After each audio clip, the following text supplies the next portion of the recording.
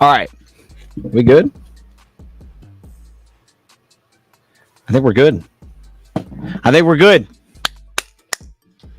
Let's get the let me get this going real quick. We're gonna have a lot of graphics today. Well, maybe not a lot, but we're gonna have some graphics today. And I'm trying to figure out how I want to show them on the screen. My computer's being goofy right now. Oh, whoa. Okay, I think I just figured out the problem. Hold up. We may have an answer. How's everybody doing though? I'm gonna try one more time. Come on. There you go. It's working. Okay, see, man, this is what I'm talking about. It waited till we were live. That's why I had to push it back a second. It's working. Okay, we're here. I can download stuff. Oh man, this feels fantastic. Okay, let me put my thumbnail on there. It was not letting me update my thumbnail. Okay, now I can put that on. Boom. We're live. I can download things. I'm still gonna have to show some stuff from some other tabs, but it's fine. We're gonna make it work. Training camp. Bam. Let's do this. Man. Okay, real quick before we get started.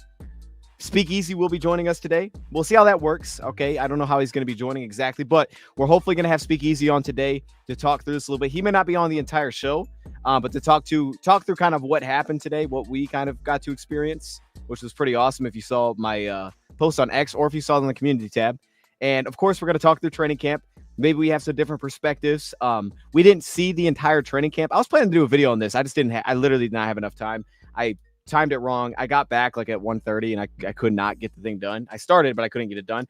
But we weren't there at like the very beginning of practice. So if there was like wide receiver DB 1-on-1s and things like that, I didn't see any. Now I didn't also read anything about that. Maybe there was, maybe there wasn't. I didn't see it personally if that happened. So we really only saw like team drills, which is fine with me. Hey, that's fine with me. I'm cool with the team drills. So that's mainly what we actually got to check out today. And we have notes. Again, some of the plays were difficult to see because of where we were actually standing. There were players blocking us, but it's a good problem to have, man. Honestly, like it was such a crazy experience. So we'll talk about that more with Easy, but I quickly want to get into, first off, who's in the chat. I also want to show and update kind of the injury updates that we have. Obviously, with a super unfortunate one today. And then we'll get into some of, if I think Easy will probably be in at that point. And then we'll get into our training camp notes because there's a lot to talk about, man. There's a lot to talk about. The storylines are becoming super interesting. So let me share this on the screen real quick. And then I got to check and see who's in the chat. Here are the injury updates as of today. Some of these I had to gather from other sources just because, like I said, when we were there. But we did see the John Cominsky thing happen. And I remember Easy was like, yo, he thought it was a Charlie horse. You can see him kind of laying down. Then he kind of rolled over on his leg. Or he rolled over onto his back, and I guess maybe he tried to get up, but he couldn't, so he was actually ultimately carted off. I didn't see him get carted off, but he was down for a little bit. Turns out, hopefully I have that right, it's a torn MCL. He tore his MCL at practice, and I was expected to be out indefinitely per sources. Cominsky could be possibly back for the playoffs. Should the Lions advance that far? They will advance that far. Adam, you need to calm down. But that was the unfortunate news that we had today.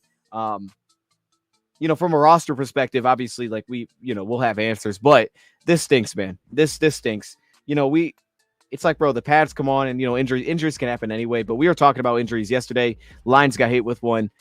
Like, again, from a roster perspective, it's not the worst spot to be hit with an injury like this, but for John Cominsky's sake, I can't help but feel like this is the worst timing ever. Like, truly the worst timing ever for John Cominsky, simply because, really, you look at his contract, he took the pay cut. The competition was brought in. We're seeing Wingo, and he flashes a little bit. And you got other players that are flashing too. You got Levi playing everywhere. And now Cominsky was making plays. Like I had noted him a couple times yesterday. He's making some plays. We know he can make plays. We know what he is. He's reliable. And then to see this happen, which is seemingly going to knock him out for the regular season. We'll see how far that goes. But it's about as bad as it gets, man. It's terrible. It hurts his chances a ton of getting re-signed again. I hate this for him. So, like I said, prayers up for John Cominsky, man. That's terrible. That's just terrible news. So let's get the sad news out of the way, but that's bad. The other sad news, or not sad news, but Brian Branch still not with the team, but that he is out there. He's in pads. You can tell he's itching to get onto the field. Christian Mahogany still out with illness. I think Dan Campbell updated that one, saying that they're constantly in contact with him. They have the virtual calls with him. They're going to try to get him out there as soon as they can. DJ Reader is working out. Here's the thing on this. We actually got to see DJ Reader. We got to see DJ Reader when we walked through the facilities, and he was in the weight room lifting some weights. I know today he spoke on like feels good about his upper body. But he's still working about that strength in the lower body. He said, I don't know about week 1. I don't really have that timetable, but he doesn't want to be back on these lists during the season. Understandable. So he's trying to get that right. And I think he's probably going to, from the perspective, and so do the Lions that I am, which is like, I don't really need to see you in training camp. Just get right. And then we'll worry about that when that happens. So let's get right first. But he's just strength training. I mean, from what we're able to gather, he's strength training right now, trying to get in right shape. So DJ Reader, working out, and like I said, we got to actually see that. And then Nitane Mutai, and I think this one actually happened during practice. I think this happened during practice because there was another player that was injured, and I know who it was. Nitane Mutai, left shoulder injury, and then Betger stepped in at the guard position for them. So that was the other one that popped up today. Everything else is kind of the same. So that's your injury updates. Let me see who's in the chat real quick. Easy's about to hop on. We got JMV hoping for a speedy recovery. Absolutely. What's up, Giovanni? Sad here about Kamish. Man, shout out to John Cominsky. Hey, we should all make a post for John Cominsky, man. Show John Cominsky some love. Heidi on John Cominsky ruined my day. That's what I'm saying. We might have to do a post for. Oh, snap. Easy's got a mic. Hold up. We got to get Easy on here. Hold up. Wait a minute, man. You got the mic? Easy. What's going on? What up, man? We upgraded the home studio. No big deal. Kind of upgraded it. I mean, we don't. Whatever. I got a microphone. Easy. Say something real quick. Hello. Say something. Hello. Okay, you sound good. You're good. Yeah, I had my wrong headset on. We got that figured out, though. That's usually a oh, my gosh. From the team. All right. Hey, you good. Man, we're here with Easy, though, and I really don't know. Like, okay. Should I do, like, an introduction or something? I mean, you have a microphone, so I think you should do your own introduction. Like, tell and now, ladies and gentlemen. Hey, no, for real. So she sent over that video of my Podium video. Dude, that was hard to watch. I'm not even going to lie. That was a disaster. Yeah. She probably shouldn't have sent that. Yeah. It felt way cooler when we were doing them than when we watched them back. I didn't watch yours back, though, to be fair. I think you killed yours. Oh, did she send yours? She sent yours? Yeah, she sent mine, finally. You got yours? I got mine. I got to say, we could show it, but it's a disaster. So. Yeah, you should show them. Yeah, I might not show it. I'll send you mine if you want. Okay, we'll make you feel better after. We'll show some images first, man. But yeah, so if y'all didn't see the pictures on X, I think we were both putting pictures on there, man. We were with Herman Moore today, and that's why we got the VIP passes, which I wish I still had, man. I'm telling you, we should have kept. You're right, we should have kept those. Man, but, dude, I was even just to hang them up. It was Herman's fault, low key. It was Herman's fault. It's crazy too. He gave me his, and I should have just held on to it. He gave it to you, like before he gave it to her. Like before he took a picture with Amon Ra. Okay. My bad. I'm gonna get that going. I just hold on. Yeah, man. So okay. So we have behind the scenes kind of. We were like walk through the facility and stuff. And then we were on the sideline during practice, which was a crazy way to watch practice. It was just different, man. Just seeing it like that close. I mean, okay. I'm gonna start throwing some images up here because you actually had You had some cool ones. I didn't even know you got a picture with St. Brown. When did you get a picture with St. Brown? That was when you was talking to. Did I take it? Oh shoot, maybe I took it. You might not take it. It might have been Yo, I don't even remember that. I was like, oh, you sent it to me, and I was like, that's sweet. I didn't know he had that. It was kind of an awkward conversation, to be honest. You had a conversation with him? No, it was like an awkward conversation. I just didn't really know where to go to be interesting to him. You know what I'm saying? I got to know what would be because he's on around St. Brown. He was just on Netflix. Still is on Netflix. Dude, hey, are you watching that series, Receivers? Are you watching it? Here we go. Yes. I did. If I could go back in time, I wish I would have asked him about Tyrion. Oh, yeah. Yeah, that would see, and that's what I think, too. I start thinking of stuff that I would have brought up. Yeah, that does look good. We got the zoom in. Okay. Light Skin Squad. Yeah. All right, why are you zooming our boobs? What's up? No, I was just trying to, I was trying to see what the figure was doing, man, to be honest with you, but you're just pointing. You're pointing at him? Is that what I'm looking at here?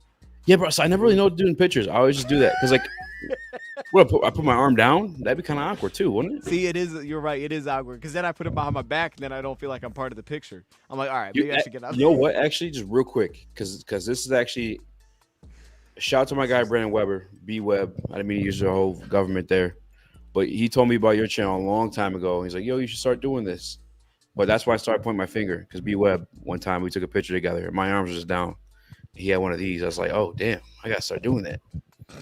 Then that's what I do now. Okay. No, I rock with it. It's a good story. Sorry.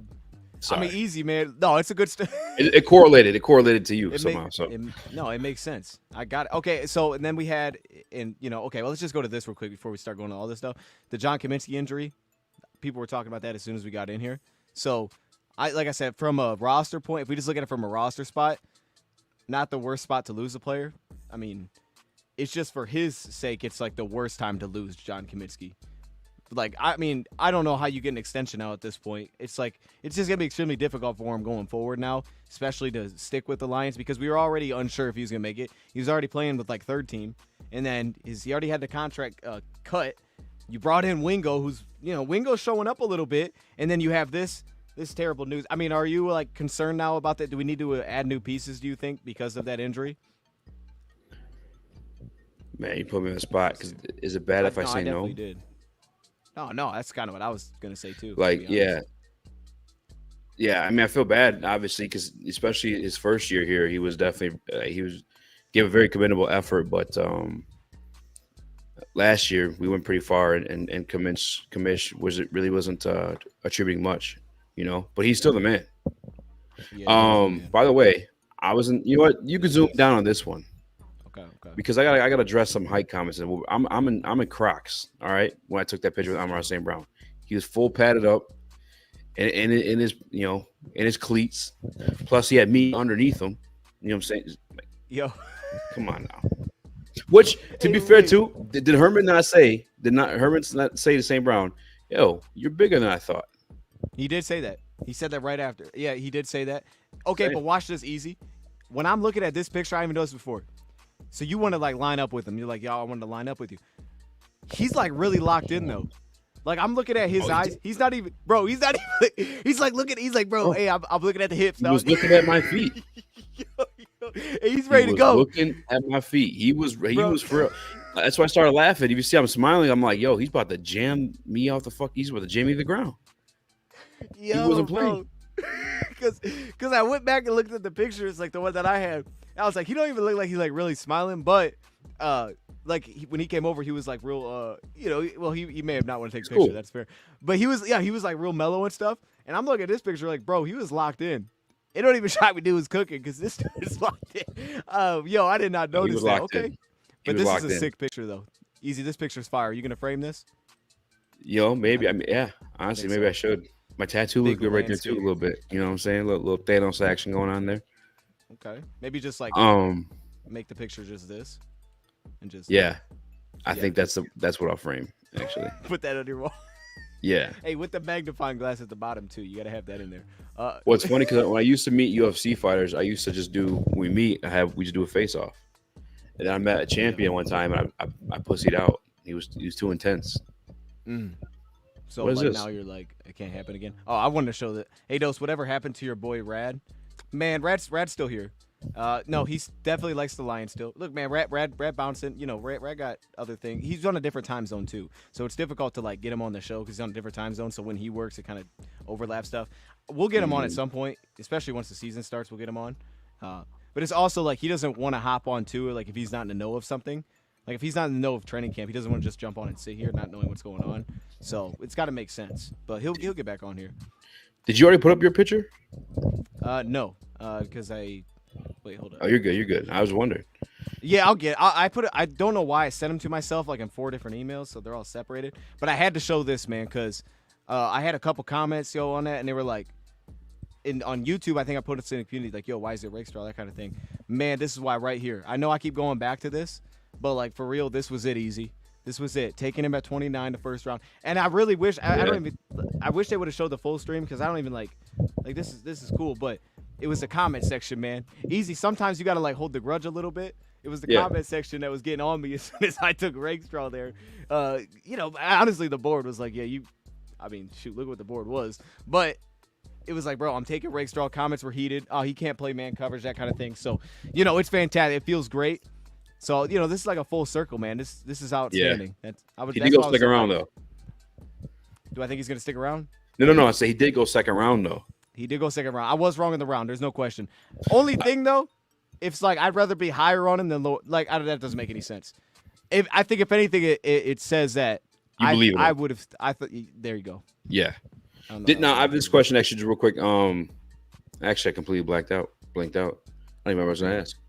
Oh, were you there for any of the unpadded practices, like when they're just in shells, for like the Like welcome yesterday? back weekend stuff like that? Oh, I was there Saturday. I was there Saturday. The first. So Little was bit of he? it. Because I feel like I didn't get to watch him without the pads, but I could definitely tell the difference once the pads were on. I could tell like he needed the pads to play his style. Was he just as effective on Saturday as he was like the past 2 days when we seen him? I don't even remember noticing Enos Rakestraw before pads came on. To be honest with you. Right? Isn't that crazy? Them pads. Hey, He's a dog, bro. He woke something up. He's okay. different. Now I can He's play my different. brand. Yeah, Dude. I- And to be fair, I didn't know what number he was either. Yo, I didn't know he was 15, fair. dog. that's Hey, fair. that's kind of weird though. Wearing 15 at corner, it threw me off. So by the time I figured That it is out, weird. it was part of the issue. Yeah, but I don't Yeah, really. because I remember it. think Golden Tate when I think 15 for the Detroit Lions. Yes. Not. I don't think wide corner. Yeah, that threw me off. But yeah. So let me actually get to the other stuff. Shout out King, by the Alright. way. Shout out Kids King in the building. Yeah, man. We went to go get him. We got yelled at. Well, I got yelled at. Dang. And I told Dion, yeah, you're gonna get yelled at if you.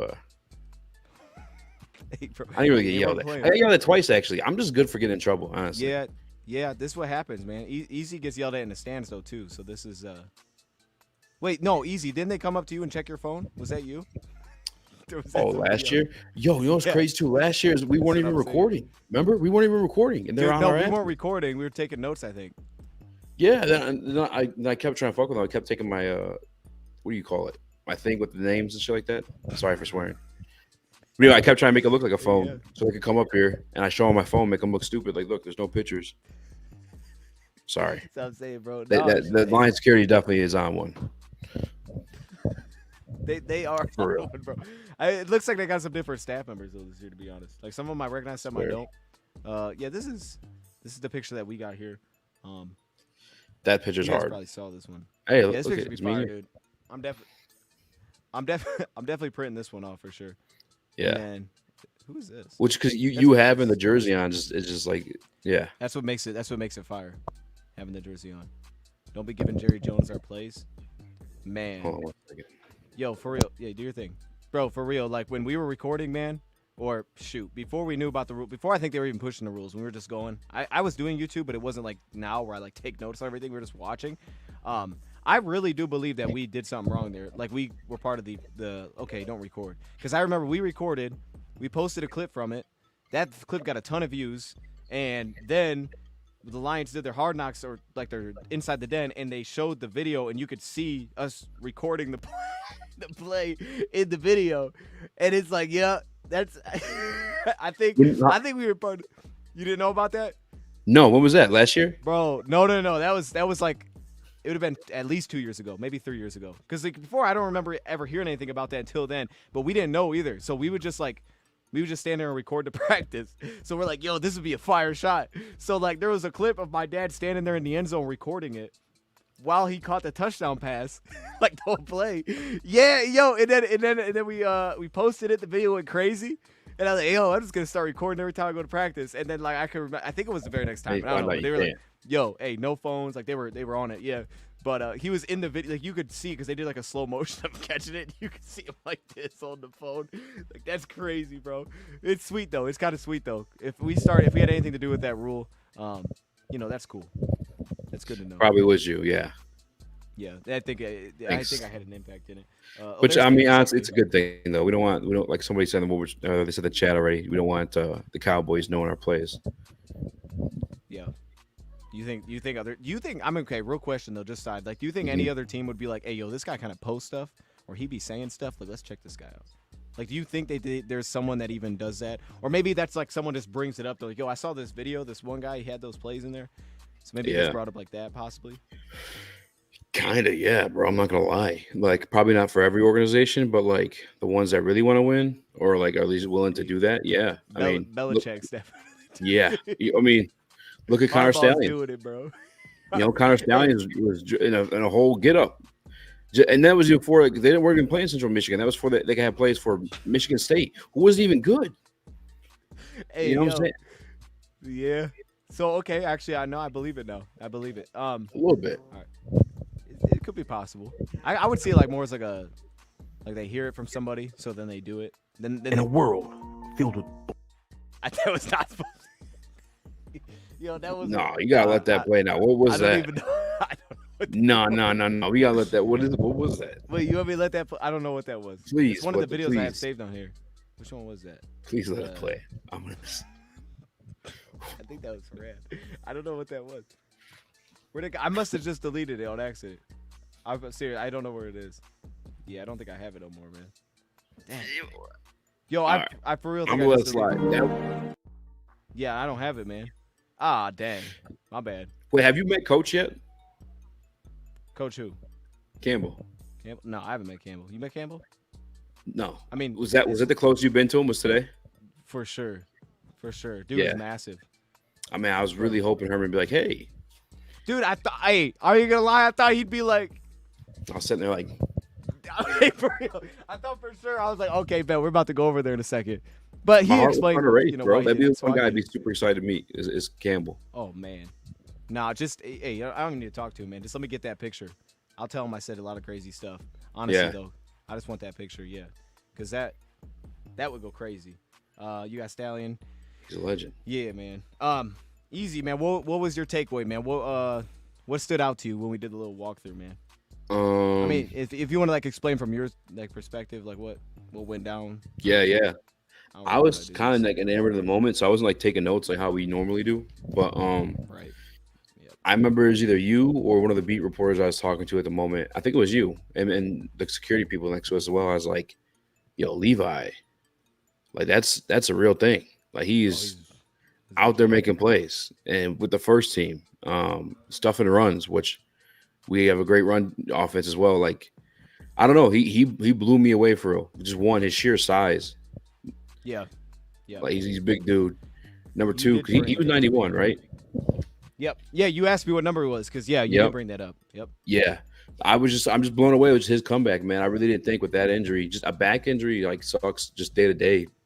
Like sitting down in your chair if you worked a desk job, let alone trying to shed blocks from 300-pound all pro Frank Ragnow in practice. You know what I'm saying? Like he really blew me away because not only is he back playing, but he's actually like active. Like when I saw the stuff in OTAs in spring, I was like, yeah, but it's without pads. Yeah, it's against second team. Not today. Today was him actually like putting in work against our ones. Yeah, it's crazy to what he's done. I mean, yeah, like you said, just being here because like I mean, it could have easily been this thing kind of fell apart. He got cut 2 years later, and it just moved on. Because honestly, man, like as such a high pick that he was, I feel like mentally for some players they can't handle that. You had that much hype. You were almost a first round pick. They were talking about trading in the round 1 to go get you, and then it's like, bro, you've essentially done. I won't say he's done nothing, but he hasn't done anything that he thought he would do in the NFL. Not at all. Not in 3 years. And I was like, yo, final year of his contract, and he's still here battling to the point where it's almost like there's an aspect of the Lions are looking at it like, yo, we got to find a way to just get this guy on the field. Like, there's too much talent here. He's got to find a way on the field, and we're gonna play you everywhere. We're gonna give you a shot to work anywhere on the field. And yeah, like you said, to his credit, like he's actually made it work. He doesn't look out of place when he plays defensive end. He doesn't look crazy out there. Like, why is that guy? Like, to be honest, we saw Mekhi Wingo, and Wingo looks good. Wingo be making plays, but bro, Wingo doesn't look like a defensive lineman. But Levi, like, he fits in as a defensive end. I'm like, that makes sense. That's understandable. Although, also, being in person, man, you pointed this out. Marcus Davenport is huge.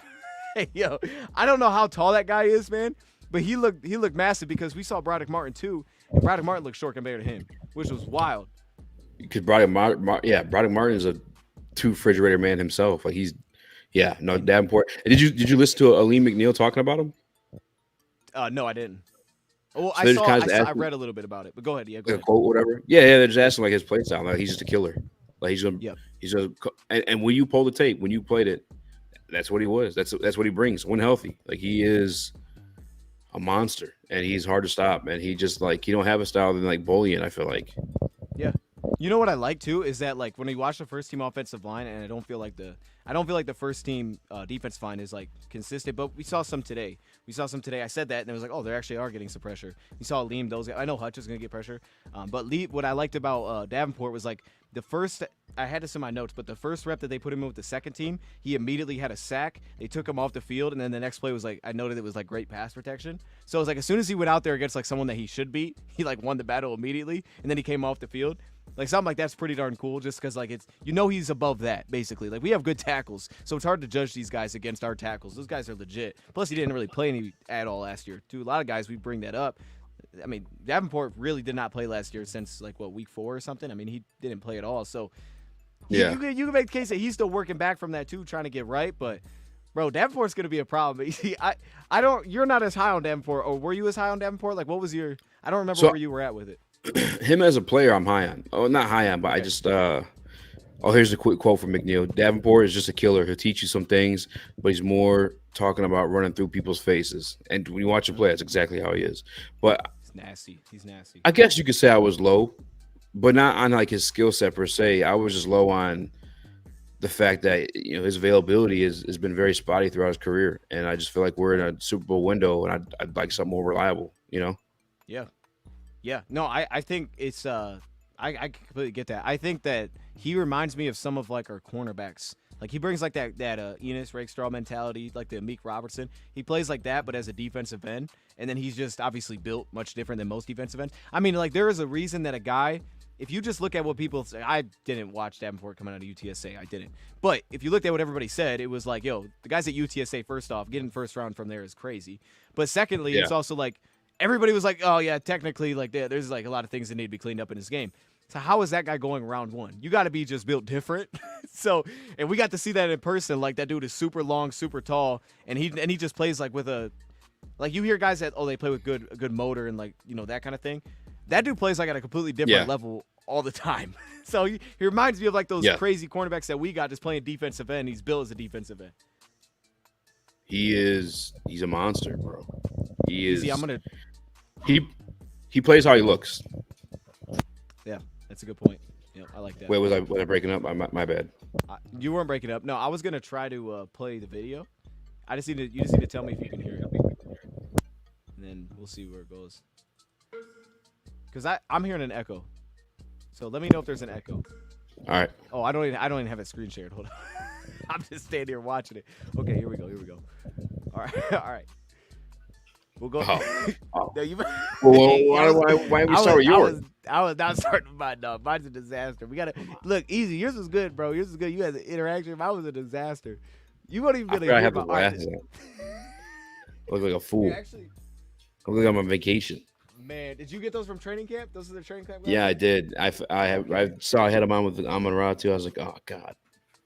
Oh, dude. Okay, yo. So, Chad, if y'all didn't see it, I put it on the community tab, but you should check I could throw the picture up. But we got to go in that film room, and by the way, the other thing that I think I pointed it out to Easy or whatever. Like I was like peeking in there, but I didn't know what it was. But it was like one of the offensive rooms. I feel like it was the offensive line like room, and they had on the wall like different pictures. It looked like from different NFL teams of like what fronts they were running and stuff. And bro, like I couldn't make anything of it. Like, oh man, there's some details here, but it was cool, man, because like I always think of how much we talk about that stuff, and we're like, hey, Levi's lining up here, and like, can we do this?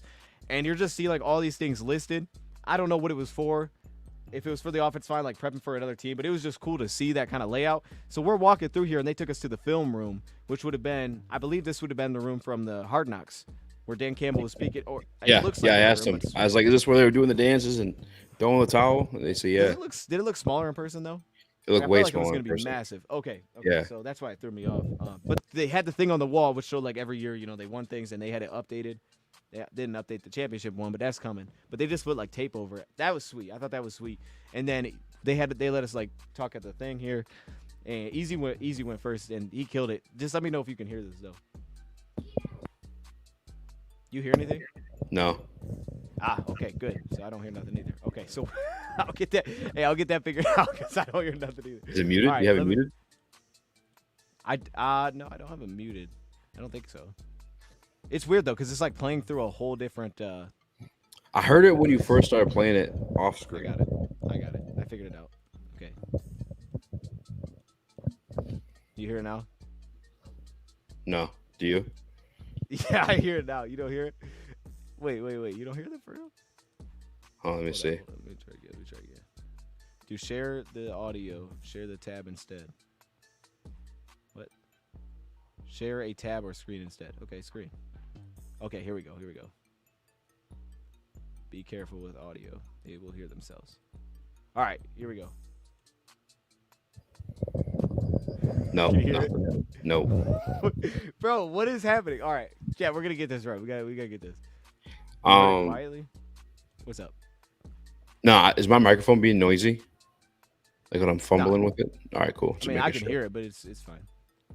Sorry. Yeah, maybe just turn it off. All right. Easy, man. I heard it when you first started playing, though. It's a wrap. I don't know what you're doing different. Is the tab itself muted? Maybe. You know what's crazy? Here's what's crazy is the first time I played this because it was playing through my TV. It was playing through my monitor, so it's just playing like out loud. I can do it like that so you guys can hear it, but now I hear it in my headphones and then y'all don't. Oh, probably because your headphones are. No, actually, no. That wouldn't make sense.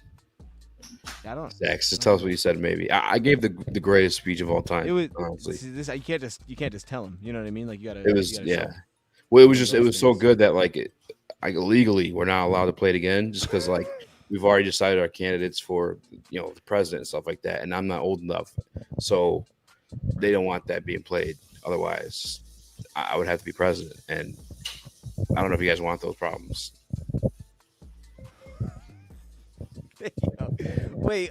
No, I know how I can do this. I gotta upload it to YouTube. Play yours.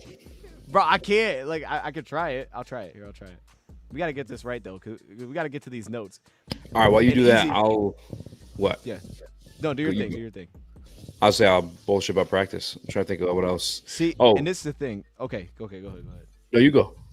All I was going to say is I had... I have notes on my phone, so I was going to, like, read through them, and then you can stick around as long as you want, and we could just kind of talk through it. Like, yo, saw this, like, who stood out, that kind of thing.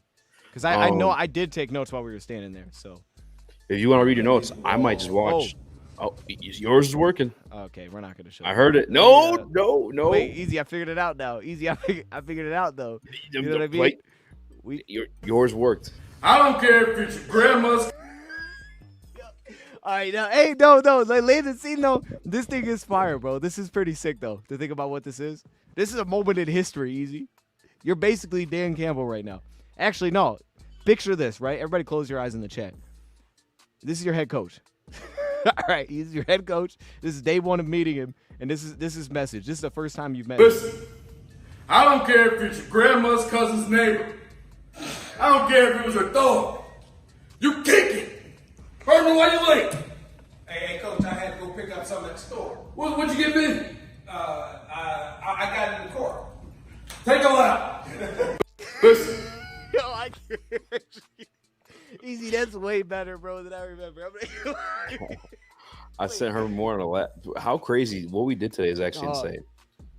That's what I'm saying, wild. Bro. And this video puts in perspective like how cool this actually looks.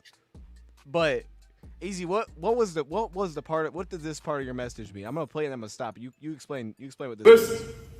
I don't care if it's your grandma's cousin's neighbor. I don't care if it was her dog. You kick it.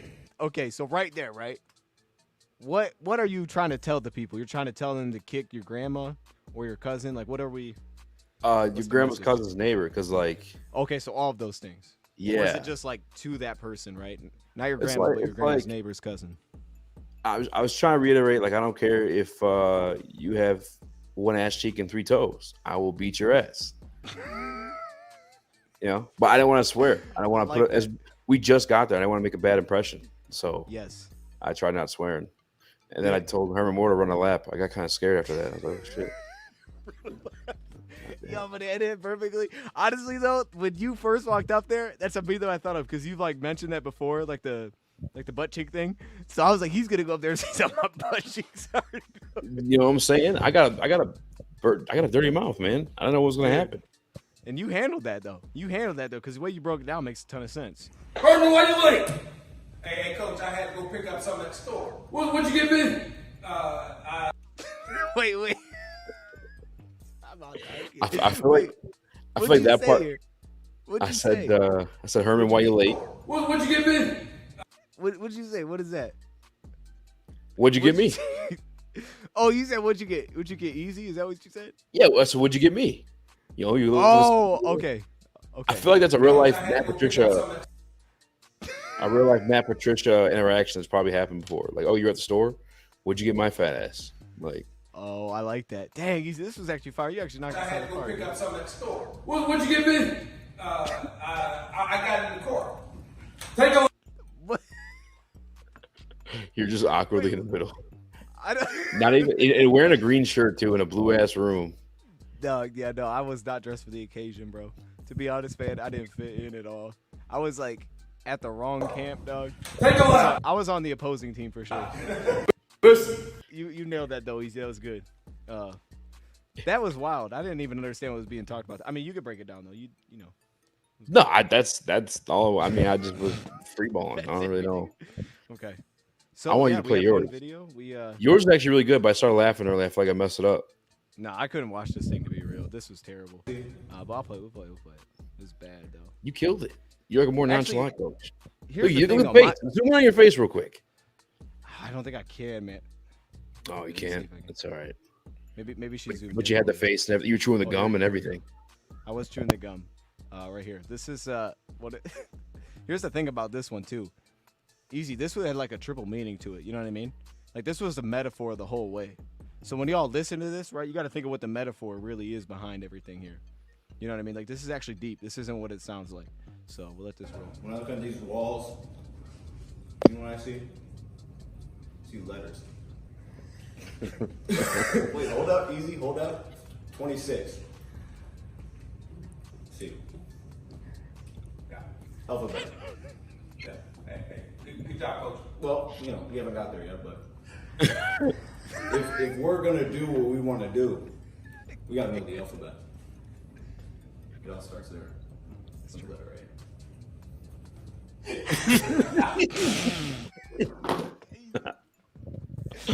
It's actually way more awkward watching it than in person. That's what I'm saying, dog. I don't know what happened. I don't even know what Herman said, bro. I don't even know. Well, the thing is, though, people have to get your humor because your humor is like kind of like that. It's like kind of like I don't even know how to explain it. Incognito. Yeah. But you got the podium stance down, Jordy. Podium Yes. stance is down. We got the podium stance. I did have the gum chewing. I was like, when I started chewing the gum, I was like, wait, we got something here. I just didn't know where to go with the conversation. Ooh. Ryan Thompson, he's got a point. You were wearing green and yellow. Oh man. All right, let's not show the video again, man. That's actually terrible though to think about that. Yeah, I'm kind I of really rolled up in that too. They like walked me around the facility in that. grossed out. Easy. Easy. I look crazy, man. What was I doing? No, is that? It's actually crazy though. I should have put the hat on. I was gonna put a Lions hat on before I went too. And I didn't put. I mean, I should have. That would have helped. You know, what actually was Lions hat crazy would've helped. about leaving that room was when you saw the offensive, like starter book. That we was a could cool just- thing. You could just stole. It was called the offense. I think it was offense workbook, and they had a stack of them in the back. And Yeah. you think maybe it was to fill out some stuff. I didn't know what it was, but it was sweet. It was sweet, man. I don't know. I want to at least peek in there, see what it was. But yeah, that was cool, man. They did just have that stuff laying out. All right, so this was we got to do this. This was cool. We could talk about camp though a little bit. And Easy, if you want to stick around, go ahead. If you don't want to, that's cool too. Talk some camp a little bit. Down for that? Yes. Give me. You know what? Do your thing. Do your thing. I'll just start going, and then we can just jump in and out. How about this? Because I'm kind of holding the house hostage right now because I was in the kitchen okay. doing this. Yeah. But I do want to hear you talk about Marcus. Is it Fountain, right? Fountain, Darius yeah. Fountain, right? Or is it Fontaine? I've been calling it Fountain. I'm And pretty I sure don't it's know how to Fountain. say it. Okay, I think so too. I just don't know how to say his first name. All right, cool. All right, yeah. If you could, because like I texted you to double check I wasn't crazy, because I was like getting ready to go on air. I'm like, yo, I'm actually about to like hype this guy up, like he's gonna make the team, and he was competing for wide receiver 3, and it felt like I felt like it was like I was dreaming that, but then I double checked with you, and yeah, you confirmed. So I guess that's why I want to hear, and I'll be listening from the back. I'll be in the chat as well. I appreciate you having me on. No, yeah, yeah. So no, the thing for me is like, I saw your tweet too. I hope I responded. I don't know if I did, but yeah, you're right. Like, definitely. I think it's like I always get confused on like what do they. I think I struggle right now because I don't think that any piece that they have right now feels like your normal like starting outside receiver. Like, it doesn't feel like that they have a guy right now that's like going to take majority of the snaps. I guess there will be, and if there was, I would bet on Fountain because I guess Fountain does bring something different than everybody else. I mean, J-Mo feels like he's rounding out his game, and we know St. Brown will play wide in 2 receiver sets, so just put him and J-Mo out there.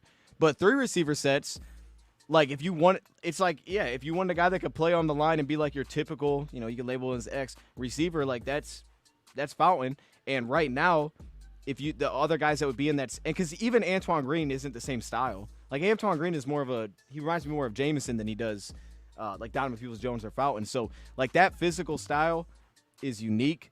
And right now he's definitely above Donovan Peoples-Jones from what we know. He's definitely above Antoine Green, though they rotate more. He doesn't even rotate Donovan Peoples-Jones right now. But those two do rotate. Too, when they were all in, because like you said, they were all rotating. He was the only one getting targets out of the 3 of them in the first team. Out of those guys rotate to that position.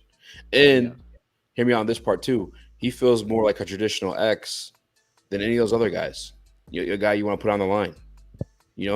I could see that. The only I could see that. Here's the thing where I'm kind of stuck with it because I hear what you're saying.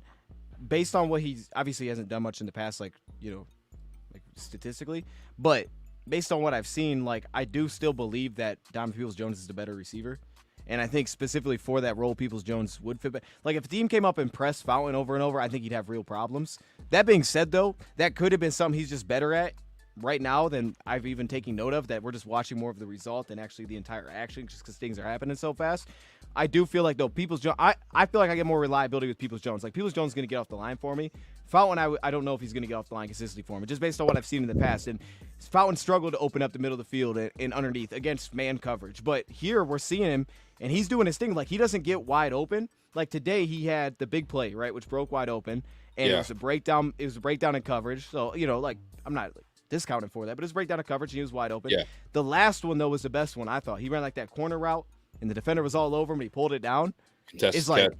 Yeah. And that's Fountain's game, though. So it's like, yeah, Donovan Peoples-Jones is going to be contested a lot, too. Depending on what route you run with him, like, Peoples-Jones separates, but he separates with the physicality. He don't separate because he's, like, hard to stick with.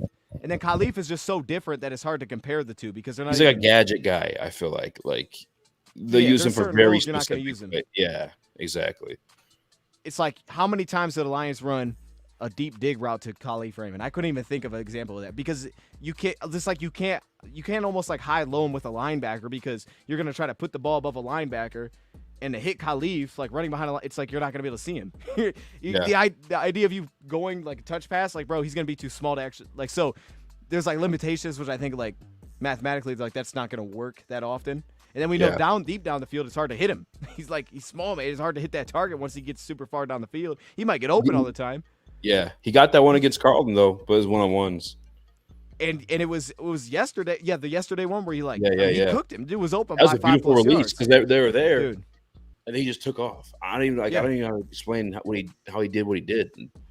It was beautiful, to be honest with you. No, and that's the thing. Khalif Raymond has no separation issues. Like, like he has no separation issues whatsoever. Like, he's gonna get open.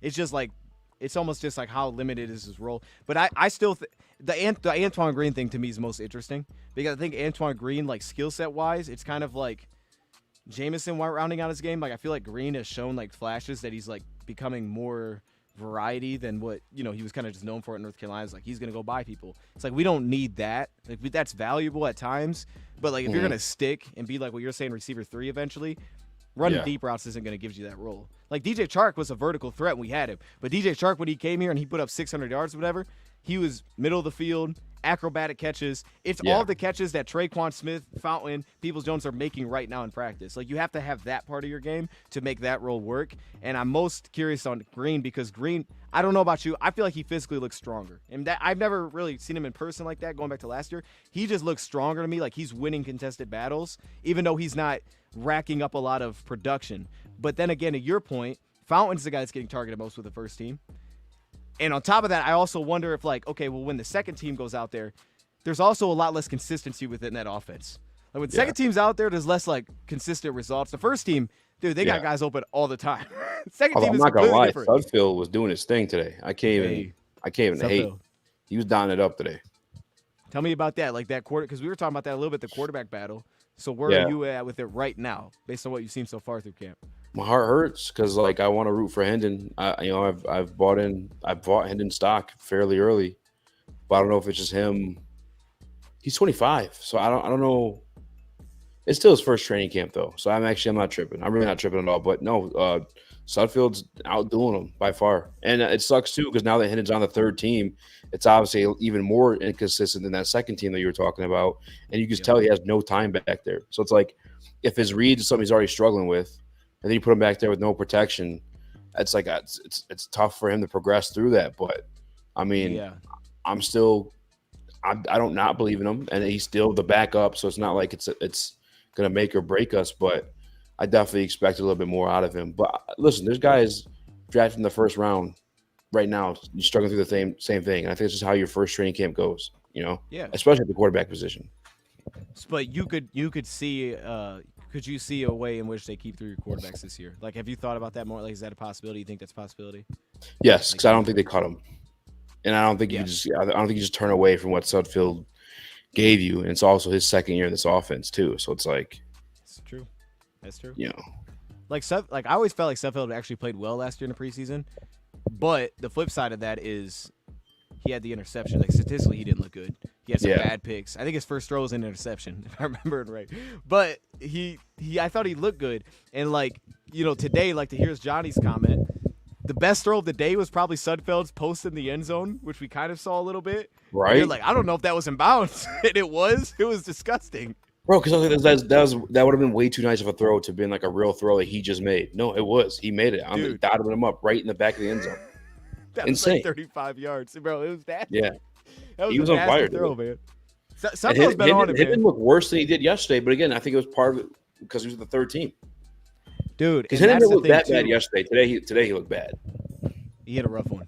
He had rough. There was two passes that I noted where he threw the ball, and there was one where it seemed like there was a miscommunication. The other one he just kind of threw at the ground. It was like either it's like their timing's off, and he's just not like trusting it, and just I think there's so many factors where, like you said, the interior offensive line is definitely more consistent with the first team. You'll get pressure like we saw today at times, but like the second and third team, like you'll see complete free rushers like way more often than you see in golf. Bro, you don't see that with golf, right? Like, and when you do, it's like they still have a plan. Like, here comes the slot, so we got it out. But the second and third team, like guys are just like coming free, and it's like, oh, that's not good.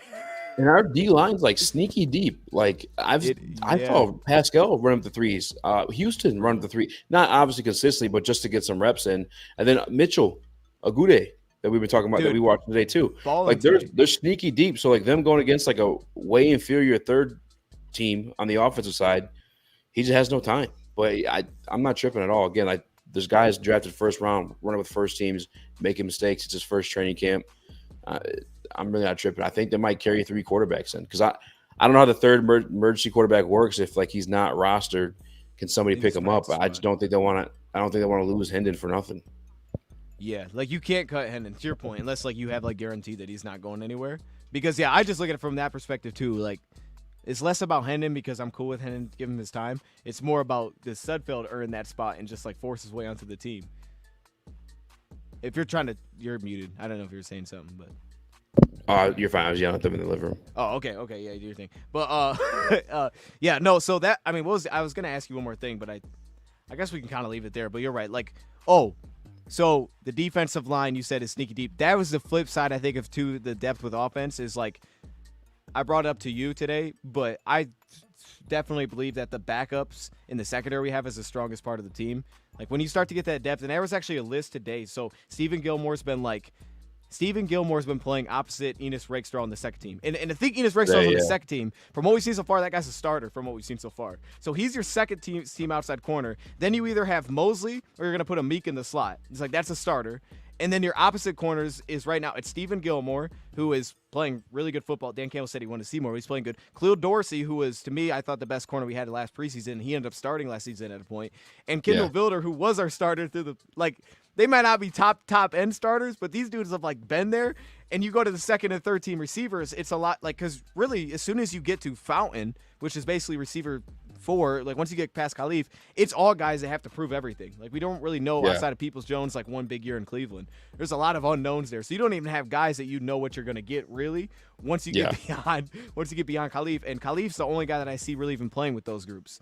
Outside, St. Brown doesn't, and JMO doesn't play with the second or third team. Yeah. So, dude, I don't know, man. It's definitely great to see though, because it's like the idea that your depth is going to get stronger when you draft well consistently feels like it's showing up, because now we're talking about 2 full position groups that feel really deep right now.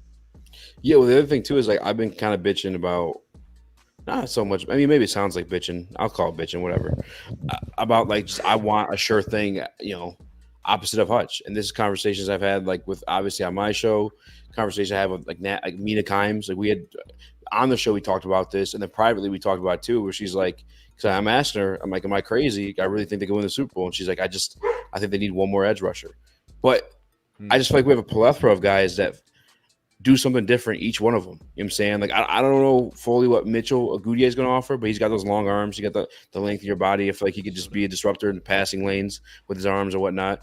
You got Houston, who's got the speed rush, you know what I'm saying, the bend, that's just disgusting. You got Davenport, who's just muscling his way through things. You have Pascal, who could muscle his way or just take the inside. We have guys that all each kind of like offer something different, It's basically what we have at receiver, it feels like. Once you get beyond Khalif, we just have a lot of guys that do something different. Yes. The flips, I think the one glaring difference is, though, is Davenport's actually like played at a very high level. He's just not consistently out there. Peoples-Jones is like more of like a season kind of sample size where he's pretty darn good. But Davenport's actually done it. It's just simply he's going to help. Because again, if you just go by the numbers, and Davenport, he's working with Cam Jordan. I think Hutchinson's better. But either way, still 2 great defensive ends. As the number 2, like statistically, he's one of the best in terms of just being able to create pressure. The numbers just say he's one of the best at doing it with the Saints year after year after year. He's just not consistently on the field. I think the one guy that we have to keep watching, and today, like yesterday for me, it was Mo Norris. I was like, yo, he looked awesome out of Fresno State. But today for me, it was Derek Barnes, man. I feel like Derek Barnes has to start getting, like, he's going to get some attention here soon because obviously he finished with the interception, which was. I don't know if I'm tripping or not, if it was a blitz package. Did they put him at edge? Did I see that? No, he does. He does play at edge, right? So he when he plays at sandbacker, to what you're saying, and that's why I actually bring that up, because the interception was awesome, and that's the highlight, right? It's like super athletic. It was like how he finished with Tampa Bay, but the pass rush, and that was like the biggest question to me was like, yo, can Barnes get after it? And I'm not saying he's out there like cooking dudes, but he's playing against the ones, and you feel a presence when he rushes off the edge, like you feel him off the edge, and that was the biggest question. Am I breaking up? I see you. Okay, there you go. You're back. You're just a little blurry. I'm back. You're back. Yeah. But bro, for me, it's like that's the one thing I was looking for. I just want to see presence like more consistently pass rush, because like we know he's gonna play the run like an animal, and now he's gonna play multiple spots. But like the idea of the guys on their contract year, like Iffy yesterday, I remember was like, oh, Iffy looks good. That's I think where Derek Barnes is like showed today, and I'm kind of getting the sense that like. Because Barnes is in a spot, really, that's the only thing that keeps him off the field is do they feel like they have a guy that can rush the passer better than you? But if they don't, you're never coming off the field, dude, because you'll play every linebacker spot for us. And he's trying to get that big deal because this is his last chance to prove it, and the role's right there to be won. There's no one in front of him. So the fact that today I felt like a presence from him as a pass rusher, I know he's already going to do the other things because he looks natural. He's an athlete in coverage, as we're seeing now. Hey, keep an eye on Barnes, man. Yeah, man. That's what I thought we were going to get. If you go back and watch like my reaction to the draft pick, I kind of thought he was like, this is going to sound crazy. And this before we knew who this guy was going to be. But I said, yeah. You remember when I was saying that? I don't, honestly, but I knew where that was going. Okay. But a poor man's miniature, stockier version of it. You know what I'm saying? Like where he just, can obviously play linebacker, even better now. But I've always felt like he had the ability to rush the passer, just more so in blitz packages and whatnot. But two things I want real quick. I do want to shout out Stephen Gilmore because, like, yeah, he's balled yesterday. Today I didn't really keep a good eye on him, but I see him getting those second team reps. Shout out to him. But I want to ask you because I just haven't really noticed him, and I've not even that I've been looking for him, but like some guys pop if they're doing well, they pop. You'll notice them, or if they beat a block or whatever. Betts. That's one of the names I get asked about the most. I know you pay attention the most. How were you at with him? Yeah, he hasn't really popped me at all. Like, honestly, just from it was yesterday he popped against the run a little bit, not as a pass rusher. He hasn't popped as a pass rusher to me. I haven't really noticed him at all. And I could have just missed a couple plays.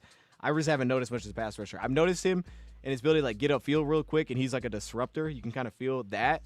And he looks like he's built to like he's looks like the closest thing in terms of just build to like Davenport, to be honest with you. Like he looks like he's built to play that role. He just doesn't – he hasn't popped to me as a pass rusher like at all, really. But I think the interesting thing about Betts is I thought when we got Betts, he was better as an interior rusher than on the edge. And then the Lions were like, yo, hey, this guy can get in coverage a little bit. And I think that's kind of put him into that role with James Houston and stuff where he's kind of trying to open that up and find some – and it makes sense. Like if he's going to make teams, got to have more value there.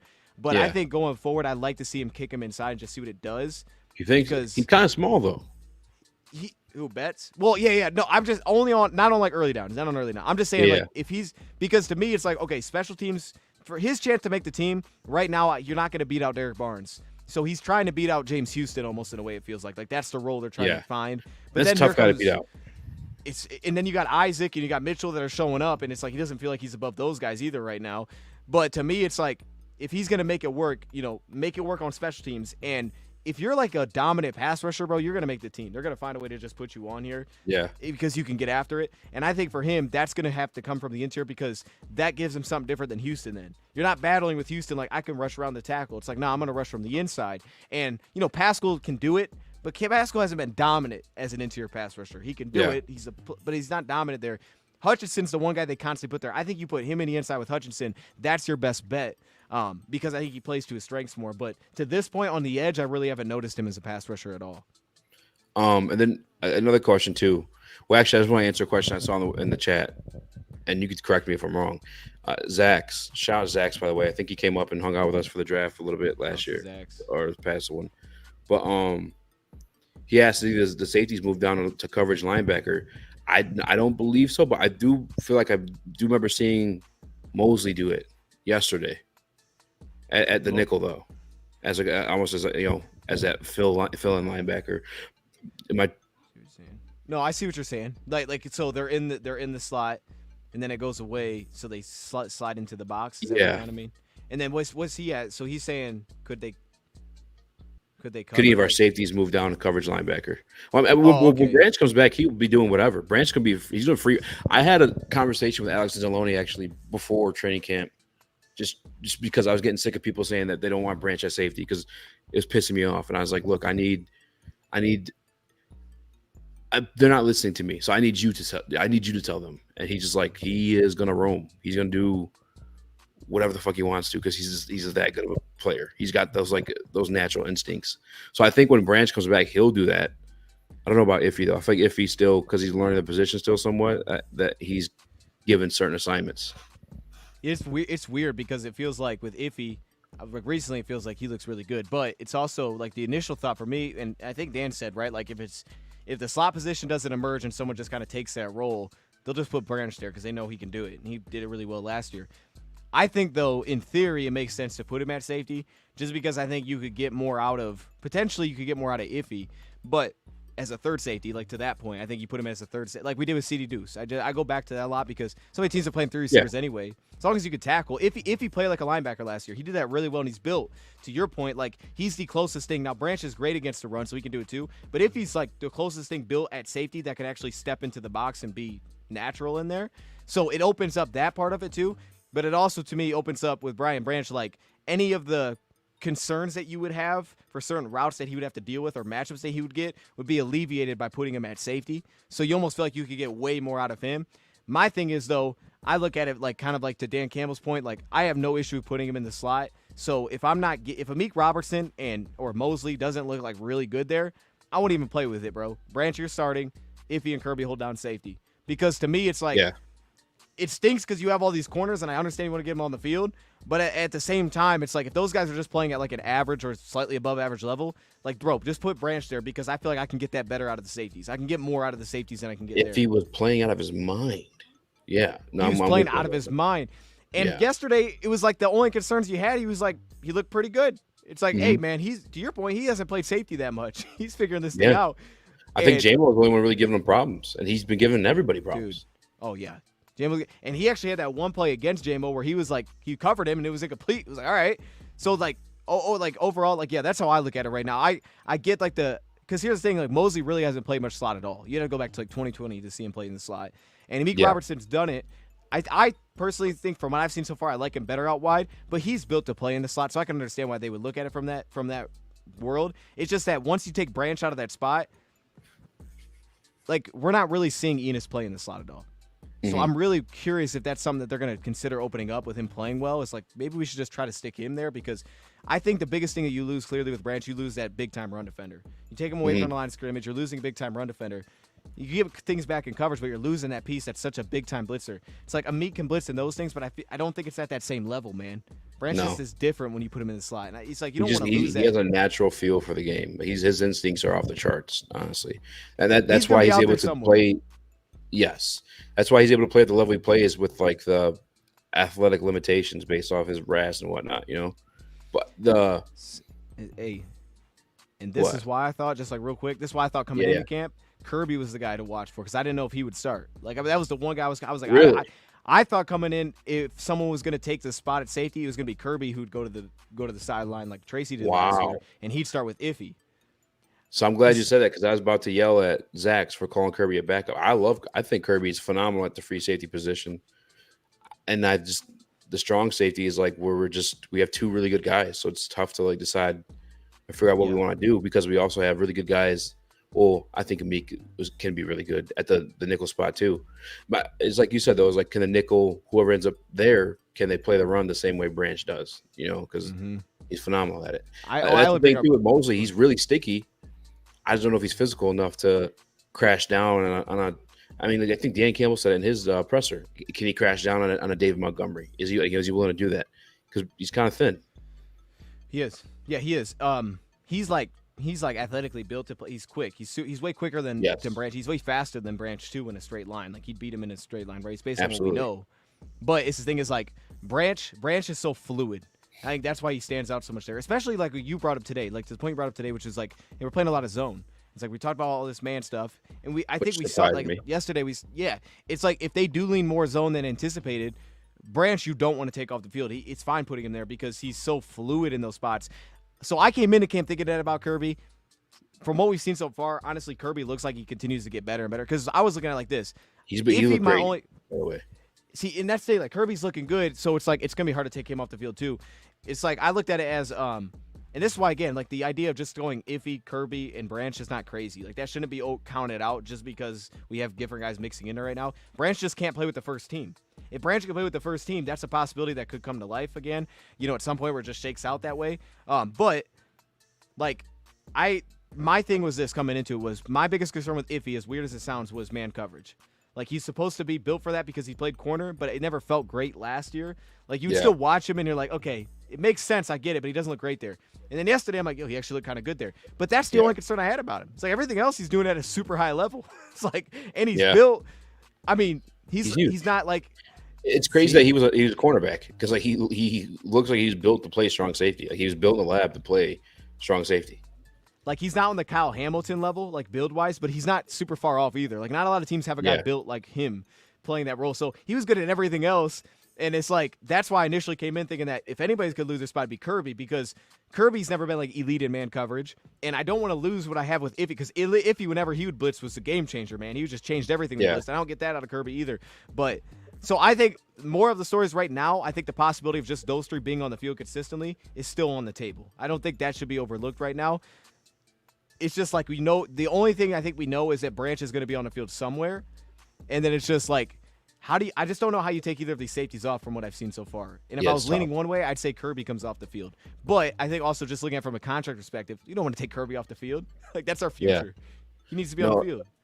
Real And he quick, I was just saw leading the comment come interceptions this through. year. Yeah. Kiazi, if Dion's ever signing, which he doesn't have to, but he's phenomenal. He's doing it. He's killing it by himself. But he's definitely getting signed at my show. I would not have it. I would not sign any other show other than my show. But Hey. yeah, I think. I mean, what I value in Kirby, and what I think they value in Kirby too, is just. I think they want to play the man coverage and have him be like a single high kind of roaming style free safety, and I think he's really good at that too. It's just like he was tasked with much more because of failing coverage everywhere else last year, versus like where. Well, I think what he's supposed to do is just be that extra help. You know what I'm saying? Like roam, have that zone in the middle. Yeah. No, and that's was it cover one? That's what I'm thinking of. Where it's like all man. I think the safety's in that zone in the middle. Oh, cover one. Yeah, cover one. No, I hear what you're saying. So I completely agree with that on paper. The only thing I wonder about that is from what we've seen so far, we see what the Lions do seemingly when they go to those spots is instead of like playing straight up man where they just follow, like say the guy's in the slot and they have one safety rolled down. Let's just say in this case it's Iffy. Though on paper this makes a ton of sense. If Kirby stays in that zone role as the free safety, then you can say that Brian Branch over Iffy actually could make sense because again, Brian Branch is arguably a better coverage player just in man. So if you're playing more man, you can make a case that he's better in man than Iffy. So make Iffy the third safety. That way he can consistently deal with tight ends. And that's his matchup, and he's built to play that role. He's closer to the box. Like, let him play the CD Deuce kind of lurk around role because he's also, like, to the linebacker point, he's big. He's an impact player over the middle of the field. Like, you have to deal with that guy. And who did he have the pass break on yesterday? It was Sam Laporta.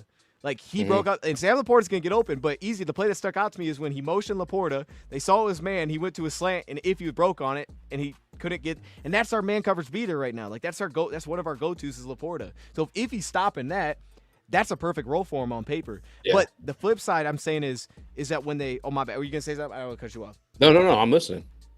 Well, the only thing for me is the flip side is that I feel like when they do that, they don't follow.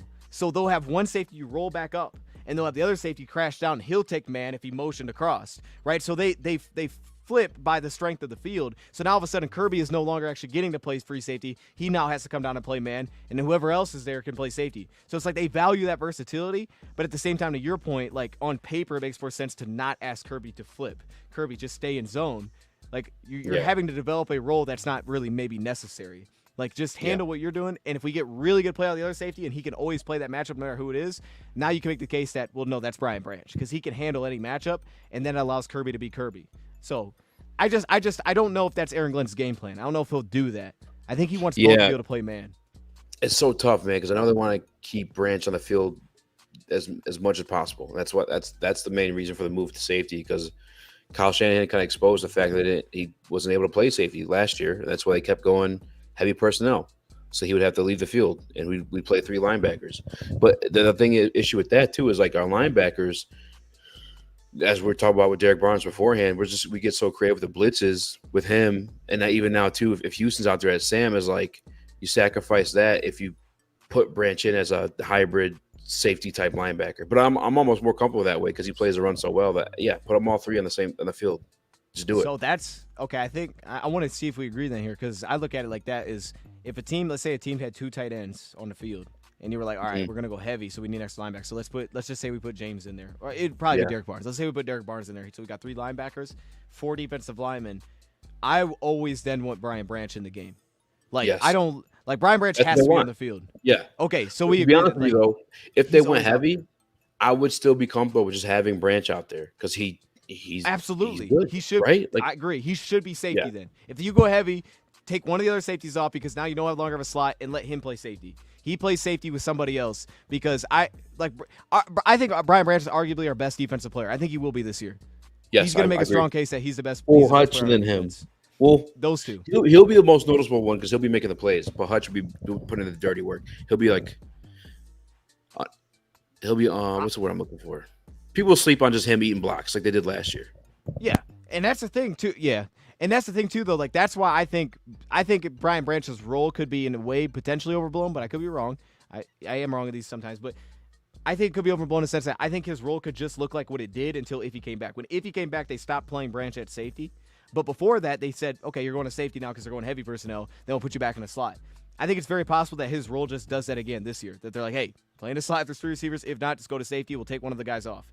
And then it's just like, which guy are we taking off? That'll be the one thing we have to figure out. Is it Iffy or is it a Kirby coming off? Yeah. But again, like I feel like when you're so deep at corner like they are, to a point, it almost kind of like forces them to be like, one of these guys has to be on the field, though. We gave Meek 2 years. Mosley's back. Now we got Enos. Like, somebody, we can't have all those guys standing on the sideline. Like, at some point, somebody's got to be out there. And I know people hate Vildor, too, but even him as a backup Bro. is, like, beautiful to have, bro. Like, So you're saying I get he Vildor did should what start. happened. I get what happened in the 49ers game, but he helped get us there. You know? He did. He's confident enough to get us there. It was more so Sutton getting burned than ever Vildor, in my opinion. Bro, Last year. Vildor was solid. He just didn't make plays on the football. He was always in a good spot. He just never made a play on the football. Exactly. He just like had no ball skills at all. But he was like always next to the receiver. So it's like, Yep. honestly, like, and I love Jerry Jacobs, like for real. I'm rooting for him in LA. But it gave me like Jerry in a different way because like Vildor's longer. Like Jerry Jacobs was never like a huge make a play on the football kind of guy. He actually had 1 year with a lot of pass breakups. But like build wise, he wasn't gonna pick off a ton of passes, even though he had like a couple like in zone and stuff. It gave me vibes of that. Like the guy's always gonna be on her hip. He just may not always make a play on the football. So it's like really good quarterbacks like Stafford, like when he was putting on a guy like right here, is like, okay, he's not gonna make a play on the football there. But he's really tight in coverage. As I always thought. Yeah. Go ahead.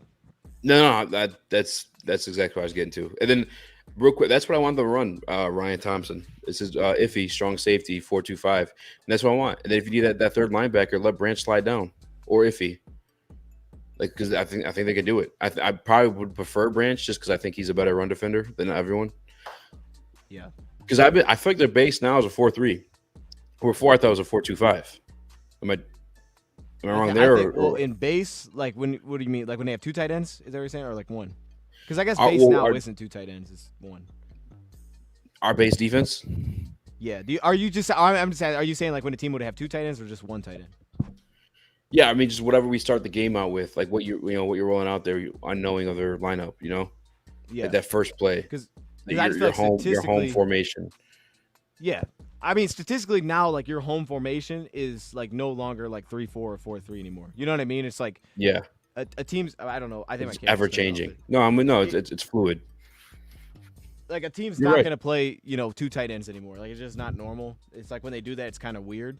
But I think even to this comment, like this idea, like if I was That's playing what I want. 4-2-5, man, That's what I want.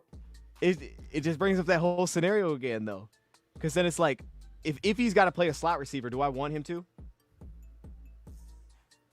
Because if I'm in a 4-2-5, they probably have 3 receivers on the field. So now it's like, well, do I want to put Iffy on a? Am I cool with putting Iffy on a receiver? I'd have to rewatch some games last year. I love Iffy on tight ends, but I don't really remember too many big plays on wide receivers. So if it's on a tight end, I'm with you. It's just like on a receiver. Yeah. I don't know if that's the matchup that I want. So now that becomes the Emmitt Robertson. That becomes like the whole slot debate that we have. And then to me, I put Branch at safety, and now it's again like which safety am I taking off the field? Because I want Branch out there somewhere. And if he's a big hitter, but he don't wrap up. So that's like if you're making that change there, you're allowing Branch to play coverage. Can you trust Iffy to play the run? I'm risking it though. Bro. Why not? Yeah, we are We're super good straight at at safety. It's a Who do you crazy think is winning that debate, nickel bro. battle as of now between Iman and Amik? It's tough, man.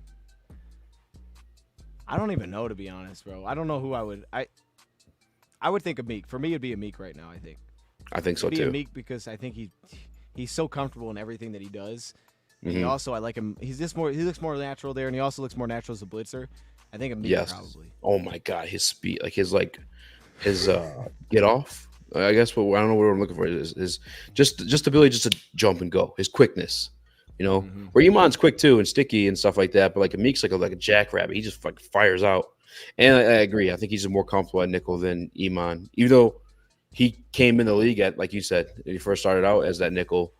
He obviously branched out to the outside guy who's just better at it. But I just feel like he's more comfortable there. Where Iman, I think he's still trying to learn the system at that spot. And you can tell at times. He's a little bit clunky. Yeah. I mean, why did my camera keep turning off? I don't know. My camera must be dying. I don't know what's going on here. I think it's dying, to be honest. I might have to go get my other camera. I think it's just dying easy. Easy. Hang with me for 1 second. I'm gonna get my. You're good. You're good. I was just bullshit. Well, I won't bullshit. I think Amik is going to be the starting nickel.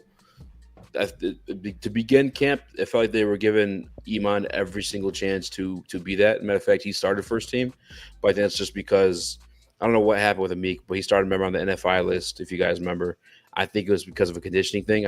One thing I peeped about the NFI list to begin camp, it was everybody that started on a different team last year. Like DPJ was on the NFI, Amik on the NFI, Marcus Davenport, and they say that the Detroit Lions conditioning test is no joke, so I think that's what it was. But now that the camp's kind of like coming along, day 2 in pads, Amik just looks a lot more comfortable. He's actually making plays. Where Iman, again, he looks kind of clunky. I don't know if he is. He'll get it down though. It's not to the point where like if Amik went out, and obviously because we talked about how we have Branch too, you would never be concerned at the nickel spot or safety spot with this team. But I think Iman though, in the absence of Amik, if you wanted to keep Branch at the safety spot, would be you're not missing too much of a step. You're just missing like maybe that playmaking ability when you talk in terms of like a blitzer or maybe even playing the run. Because like I said, Iman, very sticky in coverage. I just don't know how comfortable I am with him crashing down on a running back like David Montgomery. That's where I am at with Iman, but it's something we all have to see. But he's going to hold it down. I guess that's my take on the nickel spot. Zach's asked, so Rakestraw at cornerback 4. I don't know if I look at it as cornerback 4. I look at it cornerback 3, if I'm being honest with you. For sure, cornerback 3. And I'm talking about outside corner. It's not like he's shutting shit down. It's just that, like, guys, it's tough to catch a ball around him if he's within your vicinity. He's going to be all over you like white on rice. He's a physical player. Even going back to like one-on-ones yesterday, first day of pads, even guys that caught the ball, he was there to knock the ball out of their hands immediately. Even just the physicalness from tackling him tackling you. Guys were dropping balls on top of just getting PBUs. Today, you got the interception. It was a very shit throw. I'll be honest with you about that, but still was an interception. Also had his hands on it again later on towards the sidelines. He just couldn't hang on to it because he was too busy trying to toe drag, swag it. So I would definitely say, I mean, I wait for Deion to have this conversation too, because I don't know if people are ready to have this conversation. I don't know if I'm ready to have this conversation. And it's just more noticeable out there. And I'm just wondering, like, do we try him opposite of Carlton Davis just to see what happens? These are things I'm starting to wonder, I don't know how Terrion would take that, though, just because he's kind of been the golden boy this whole entire time, And not that he's doing anything bad, but I just think Ennis has been more impressive in his reps. I think that's why Amik is taking over the nickel spot because, yeah, against second team, but way more impressive in those reps. I'd probably have to wait for Deion. I might be talking crazy, but I don't think I'm crazy. I really don't. But again, I didn't really get to watch Terrion like I got to see everybody else today because we were on the sidelines. So like some of the guys we actually just missed. Like with the side that we were on was Carlton Davis' side. Then anytime we did get Terrion, it was a zone snap, and Goff was taking it deep down the middle to JMO or whoever the hell else it was at that time. But our defensive line's legit too, guys. Like I think I personally ranked him 6 when we first made the signing of DJ Reader, who we saw in the weight room on the way to the field, who looks like an absolute bear of a human being. But our defensive line's legit. Yeah, you came on super creepy. I ain't gonna lie. Man. Yo, I look crazy right now, bro. It's the green shirt, honestly. Hey, can you hear? Do I sound good? I feel like it. Do I sound like super quiet? No. I mean. Okay. It was showing quiet, so I just want to. Hello. Okay, no, we're good. Yeah, you're good. All right. Did you hear what I was saying about Ennis and Terrion? Maybe give Ennis some reps with the ones. I would absolutely do that. Do that. Thank you. No, I felt crazy, but yeah. Dude, no. So here's the thing. So Enos is like, I don't know how you say it.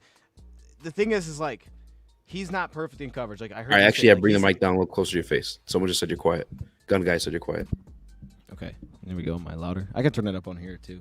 Am I louder? Hello. Yeah, way better. No, like that's the thing. Like Enos is not he's not like just gonna go shut people down, to your point. And I think Terran has some of that upside. It depends what you're asking of him, but also at the same time, like there also is an aspect of like, I get he was the first round pick, and you can base that on, you know, what you thought of him. I thought Arnold was better too, but the flip side is if the guy continues to play at a super high level and he's just taking the ball away, if that's what you want is guys that are going to take the ball away, Enos has to get first team reps because he's going to take the ball away, and that's just what we know of him right now. I mean, that's what he's doing. And I want to see what that looks like. It's kind of like what the quarterback battle was in the past. Like, he's going to take the football away somehow, some way, put him on the first team. Let him rotate snaps in. Like, let him be Antoine Green to Darius Fountain.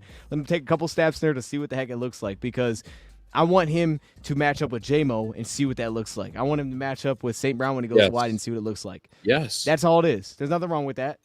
Yeah. Two different styles of play, but like one has been noticeably more effective. And it could be because it's against, you know, second team, but that's how it's been to me. And some of me too is like wondering maybe if we're not, and I'm not down on Tyrion at all. I'm just saying, I'm wondering if like we're not seeing these plays made because he's doing his job. You know what I'm saying? And like the ball's not going his way. But also that touchdown that Darius had today was like a broken coverage from Carlton to Tyrion, if I'm not mistaken. It's broken between those two. And this thing, like, I don't think Tyrion's played bad. I just think one guy's taking the football away. So put the guy that's taking the football, you let him get some reps. Like, that's what you want. Let him get some looks at it. And I think he'll get that. He's working his way there. Because it wasn't like until today, like Enos really flashed like that. Like he was kind of in the same boat I thought of Tyrion. Tyrion was getting beat a couple times, but he was playing against J-Mo, and he's playing against our best. And then the flip side too is Tyrion Arnold was settling in, it felt like. So it's not like I wanted to. Okay, what happened? No, dude, our defense is good, bro.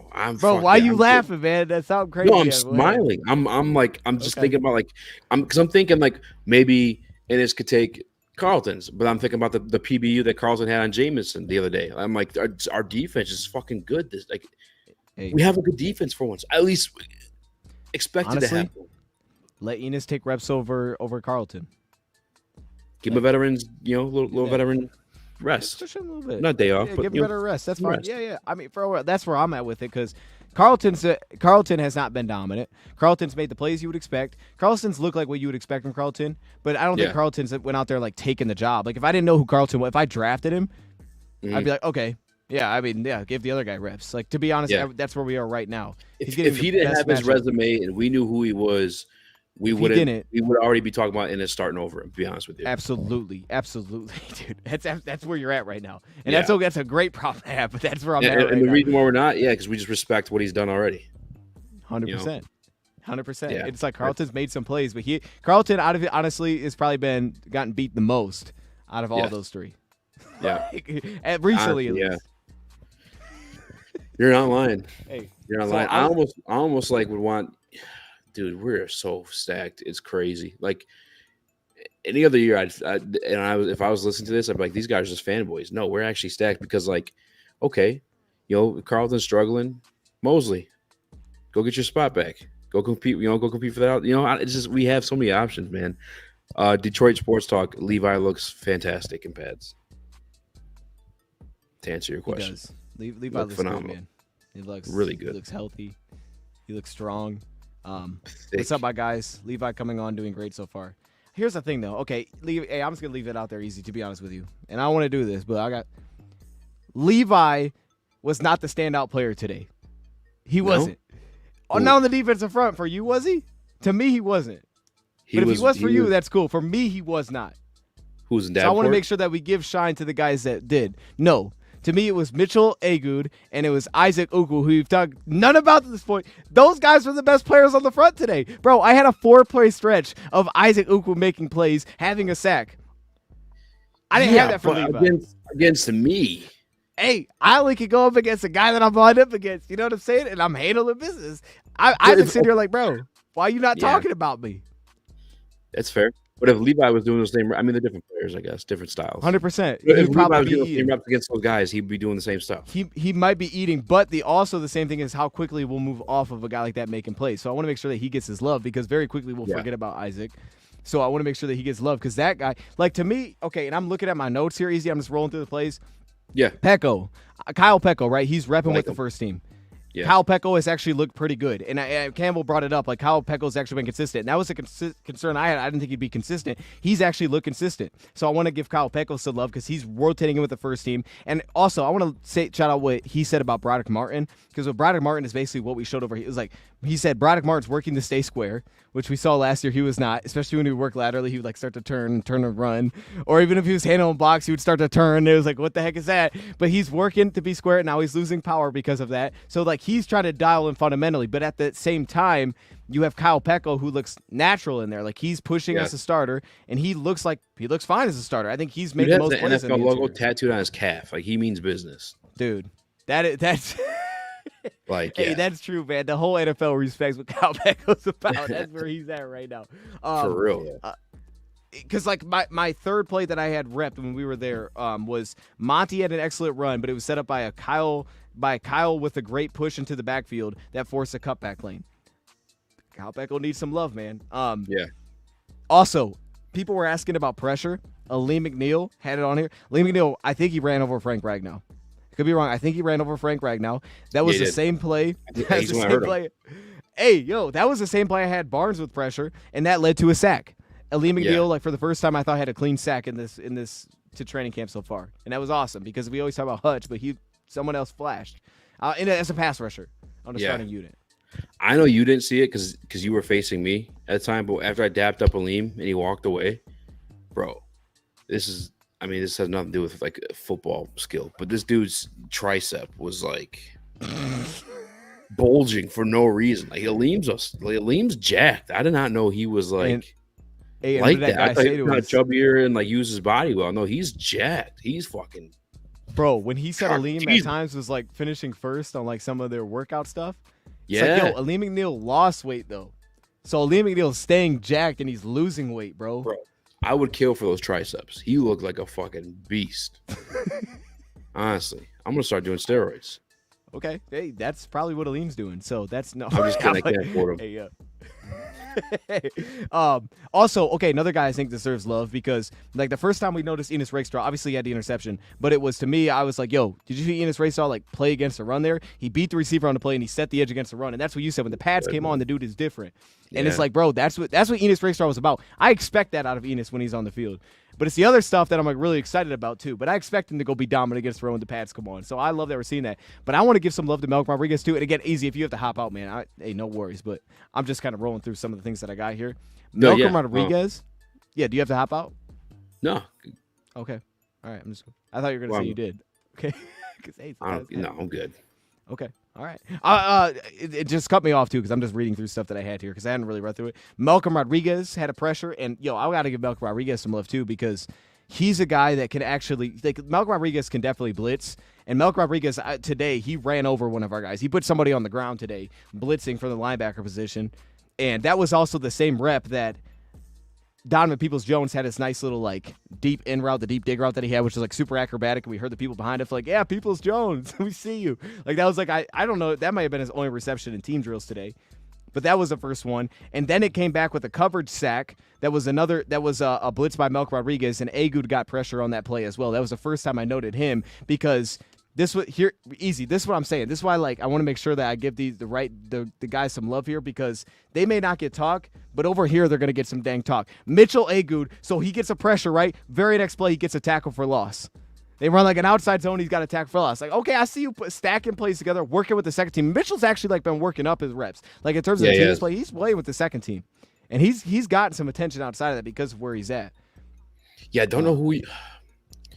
I'm so bad at comps lately just because like I only throw out the best version of it, because I'm thinking body types and stuff like that, but like he's got those long arms and he uses them well. He's kind of skinny though. He's really skinny. I didn't expect I remember reading about him. I didn't think he was gonna be looking as thin as he did, but he knows how to use those arms really well. He extends his body to make plays. I like Agud a lot too. I wouldn't mind if he made this team over Betts. And I didn't think Agud was gonna be able to move people. Like to your point, like he's like your typical edge rusher. He played with Miami last season in the preseason, but like he's actually moving people with his strength, and he's showing that because he showed the ability to kind of just move guys as a run defender, but now as a pass rusher too. Like when he's flashing there, again, what do I expect from him? If he's gonna flash, I expect it against the run. I want to see you getting pressure. That's awesome. And this where I need to like hop in though, because the next 3 plays, I listed the same guy over and over, and these were in order, man, because I try to do these in order unless I just miss something. And that was Isaac Ukwu, man, Ole Miss, undrafted free agent, bro. I had it like this: Hendon Hooker, he's 61? 45. Hendon Hooker had like the completion, like a deep curl, which was nice, but the thing would have been a sack. It would have been a sack on the play, and that would have been Isaac Ukwu. Very next play, I had him with a run stop with Mitchell Agud. So again, Agud continues to do his thing, like getting a run stop. And then the next play after that, I had him with the sack again on the play, and that would have been, I think I had him, he got a sack on Duke Clemens of the offensive line. And that led to the Enos Rakestraw interception, which I think also potentially was a sack, but because it was an interception, like we kind of count both of those things. Yeah. But Ooh, 3 straight plays, bro. What's up? I didn't peep him. I didn't realize that was him doing all that damage. Bro, that's what and I was like, yo, this guy's cooking. I just didn't know who he was at the time, so I was writing down 45. But then I go back through, I'm like, oh, this guy was the guy that he was doing work. He was doing work. And I'm just rolling through play. Craig Reynolds had a nice little reception. I think it's cool, though, because the only running back we saw actually getting, like, drills with receivers was Jahmyr Gibbs. We threw a pass to him today. It was missed in front.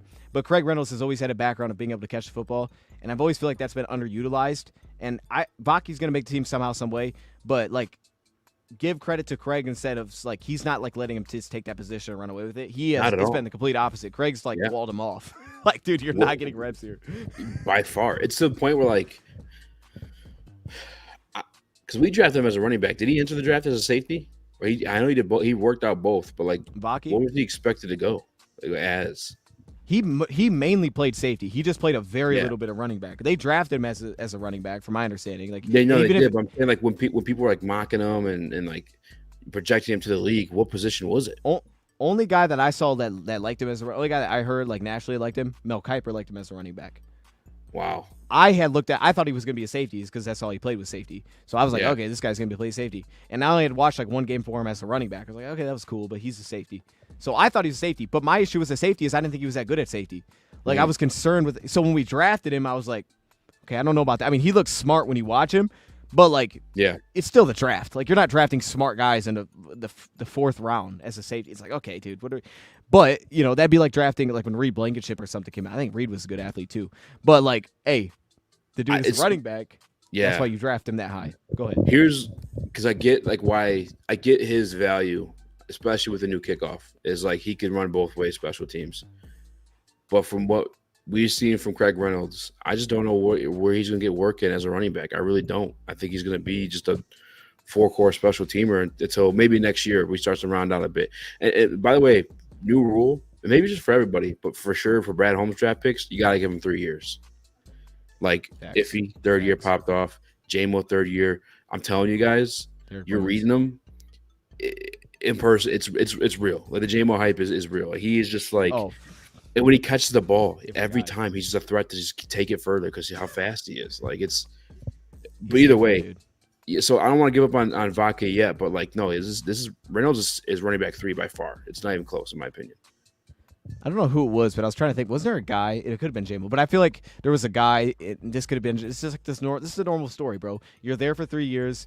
You're comfortable, and you start to kind of like you like. It's like they express themselves more. Like, yo, I'm gonna talk my crap because I know I'm that dude now. I've been here. I understand what I'm doing. You call a play, I know exactly how I'm gonna run it and beat this guy. And I think, bro, I truly think that whatever with Carlton, and it could be that we walk away from this year and J-Mo was like one of the best receivers in football, and it's like that makes sense why he was losing because he was doing that to everybody. The fact that he would line up, and we saw it in one-on-ones against Carlton and beat Carlton, I think mentally that does something for him because I didn't think he was consistently able to win against Carlton last season. So when to see him match up and he's like cooking him, I'm like, okay, I think that's probably doing something for his confidence. Like he's seeing that one-on-one, I'm beating you, and that's supposed to be your guy. Like he's like looking at that like, yo, that's the dude you brought in. Yeah. I struggled against him. Now I'm out here cooking him. You don't have an answer for me in practice. I think that's how he's looking at it. Yeah, man. And this may not be like the X and O's that people want to hear, but like these are still humans at the end of the day. I got to be honest with you guys. The love that you guys been giving JMO, I feel like he's feeding off it big time. Like the smile on this guy's face when he comes out and people are cheering, like he is like, I'm so happy for him just because he's been heavily criticized. Yeah, man, he does. I think it truly like fuels him. And like he used to be kind of reserved too, like you said, like getting more comfortable year 3. Like in the media, he was kind of quieter. Now he's smiling, talking to fans. Like you remember when he was drafted? Like that.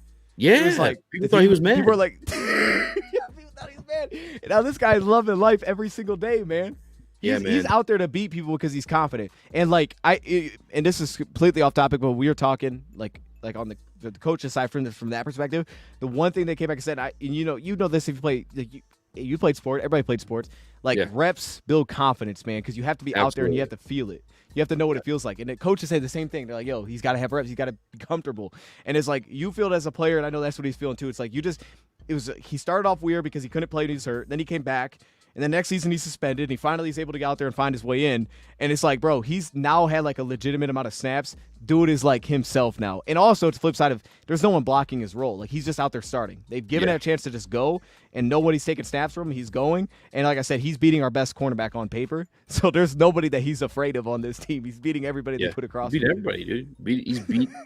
He's beat everybody. Has he gone against Ennis? I think in one-on-ones maybe. I don't know. I don't know. Hey, he don't want that smoke though. Let's be real. Let's draw it back. He don't want that smoke. Straight up. He don't want that smoke. Because somebody asked about it earlier, and I don't know if they're still in the chat or not. But Gilmore, did you saw that one rep, the one-on-ones where he wouldn't even let Alexander off the line? Oh no, yeah, he stuffed him at the line. Yeah. Oh my gosh, it was disgusting. It was beautiful. Bro, what when he said when Dan Campbell like said about like Steve, like I want to see more. I take that as. I think that all he's simply doing is he just wants to see how far he can push this guy. J-Mo? He said that about Stephen Gilmore. I don't know if you saw it. He said about Stephen Gilmore, like, hey, Stephen Gilmore's playing well. Like, I understand the buzz, but now we're mixing other guys in for him because there's still more I want to see. And there could be truly just something he wants to see out of him. Yeah. I always think physically, like, you want to see him get stronger, see if he can play inside a little bit. Yeah. But Stephen Gilmore's playing well, and he's playing physical. And I think he's like trying to just see how much he can get out of him because he thinks like he's going to excel off of that. Because like, yo, he's not playing poorly at all. He's not winning every rep, but he's making plays, dude, every single day. I think he's like trying to see how far that's going to go because he's clearly on the bubble. There's too many cornerbacks. Like you have to directly show that you can beat out. You have to beat Kendall Fielder like straight up for this spot. So he has to like separate himself somehow. He has to separate himself from Dorsey, and he didn't separate himself from Dorsey last year. So I thought that's what that was. I thought that was motivation. Like he's trying to motivate this guy to just take it to another level. Like you're not just cracking the roster. You're going to be like a contributor on the team now. You're not just going to be here. Yeah, if I'm making a depth chart right now, he's CB4, like for me, as like the opposite. You know what I'm saying? Like, Ennis and him were matching up. That's why I said CB4. Two guys that I had high expectations for this year, but haven't really been popping out in the ways that I thought they'd take the leaps in those direction. I want to know if you have notes on them. One, Jack Campbell in the past game, and two, same draft class and same game, Gibbs in the past game. That was supposed to be like the sell on him this season. Somebody put in the chat, have we seen him at receiver? I don't remember seeing it, and I don't remember seeing Campbell making the big plays in the passing game either, unless he was just in the vicinity and they didn't want to throw it that way. Yeah, the only thing I haven't seen, like, I don't think I've seen like team drills like Gibbs go like line up as receiver. I don't think I've seen that yet. Me either. Now he's repped like receivers, and then today I saw the one time where he's in the gun and they motioned out like he would be listed as a receiver technically, but it was fast, so he wouldn't be. But he motioned out like a receiver would, and they threw it to him, and I think it was more of a miss than anything. But he ran like an out underneath, and it was like way in front, and he couldn't come up with it. So, like we saw last year, Gibbs lined up at receiver last year. Like Gibbs played, he ran slants last year and stuff. But yeah, I remember. I think with Gibbs is like, to your point, like we haven't seen him take off in that role yet. And I think honestly they're being too slow with him, like straight up. And maybe they just have more that they're gonna like once the season starts and they're gonna and they're trying to figure because they know Gibbs is gonna be here. He's gonna run routes, but what we don't know is who is the receiver that's going to make it. Let's just say receiver 4. We don't know that. We don't know Peoples. Don't know Fountain. Those guys need to get the ball. Gibbs is gonna be here regardless. But I think like we saw last year, like Gibbs ran that wheel route to like in the last day of training camp and he like took it away from like 2 dudes. It's like that was awesome. Remember seeing that he was across the entire Giants, right? That may be right. That may be right. And it's like, bro, when he was cooking at times, I feel like either one, they're going way too slow with him. They just got to let him take off. Or it's just like, we're trying to figure out everything else because we know that he's going to be here. Yeah, because I know, I think the popular thing with NFL offenses these days, like the motioning guys, like Tyreek's always motioning, and that way, by the time the ball snap, he's already in like third gear, ripping down the field. I feel like Jameer could be that, you know, 100%. For us. It's just like, like you said, I don't know if we're trying it enough. I mean, I don't know. I want that just because how dangerous it could be, because he's already dangerous as a running back. You know, imagine like you're motioning him out, and now it's, you know, you find out they're in man coverage because you're watching a linebacker follow him, or you know, safety step down. I don't know. This could be personal, and I might be wrong, and this is not what they're looking for. I always think when I'm looking for Gibbs when he's a route runner is like there needs to be more pace to it. Gibbs feels like he's running at one speed and he's just like running past everybody. And it's like, it works. Like we saw last year, it works. But like, I feel like they want maybe more pace. Like even in college, when he would run his routes, like he would fall down running through them so fast and he would get open, but it's like, dude, you're flying through everything. I almost feel like when I see Gibbs, I want to see him like slow down and speed it back up and like change pace, because it's hard, I feel like, as a quarterback to hit a guy if he's running a slant like at 100 miles per hour. It's like, you're not doing anything for me there.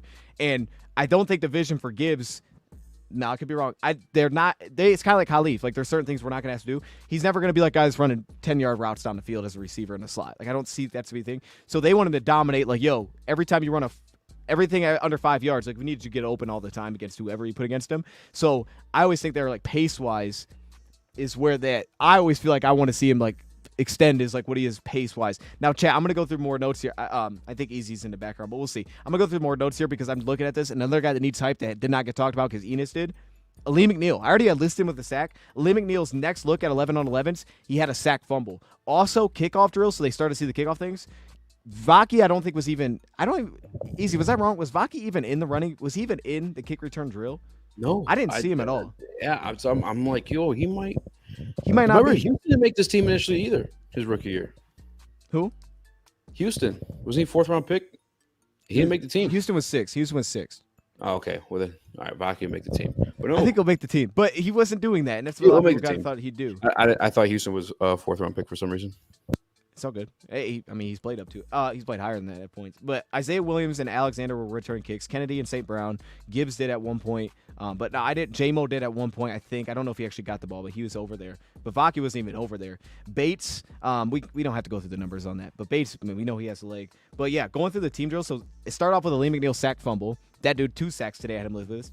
Darius Fountain had a touchdown on the slant, which was the breakdown in coverage. I think they were at a slant flat, and they didn't pass it off, and that's why he took off for the huge touchdown. It wasn't like he did anything crazy. He caught a slant and ran into the end zone because there was nobody back there. Levi, okay, hold up. Let me give Levi his love. I had Levi listed with a sack. He got a sack from defensive end. I had him at right defensive end, so that means he would have been working against our left tackle, and I had him with a sack. And him getting a sack from defensive end goes back to what Easy said about, like, yo, this guy looks good. Like, you asked how he looks. He's not getting a sack from the interior. He's getting a sack on defensive end. And that's the thing, bro. Like, this is what I was saying. Like, if Levi leans into, he's very powerful. And he's got, like, that weird, like, agility for a guy that's that big. If you truly want to overwhelm a tackle, put a guy that's 300 pounds that has a lot of that, like, I can walk you back.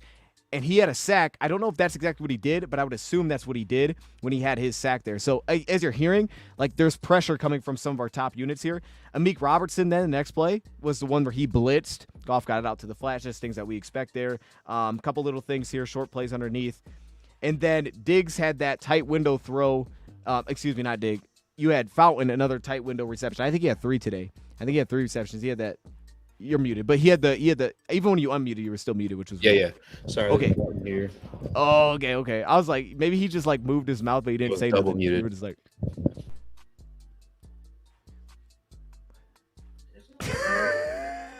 Okay, you fucking with me. I was gonna say. I thought that's what you were doing. I was like, hey, maybe he was just doing that. He was just like airing the word. I don't know. I'm just running through the notes that we have play by play because I always like doing this. So we had the Fountain, Kirby Joseph. That was from Sudfeld looks good, bro. Sudfeld looks good.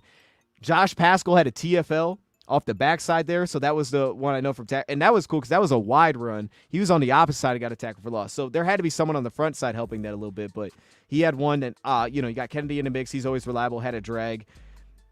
Then this was where it was weird. This is when Hooker came in. Immediately, this is what I was saying. The weird ones were he threw like a weird low incomplete out route with Kendall Vilder in coverage to Isaiah. Williams, and he completely missed him. Like, it wasn't even like he had a chance to catch it. Then, that was when it went out of bounds, and you're like, oh, he was tight, and I was like, yeah. I think it was. Yeah. Okay, but watch this, easy. Next play, Isaac Ukwu tackle for loss. Chad, I'm telling y'all, if nobody talked about Ukwu today, you better be darn glad you came to this show, man, because I have with another TFL on here, bro, and I'm out like writing stuff. Like, that's what I'm seeing. Isaac Ukwu was working today.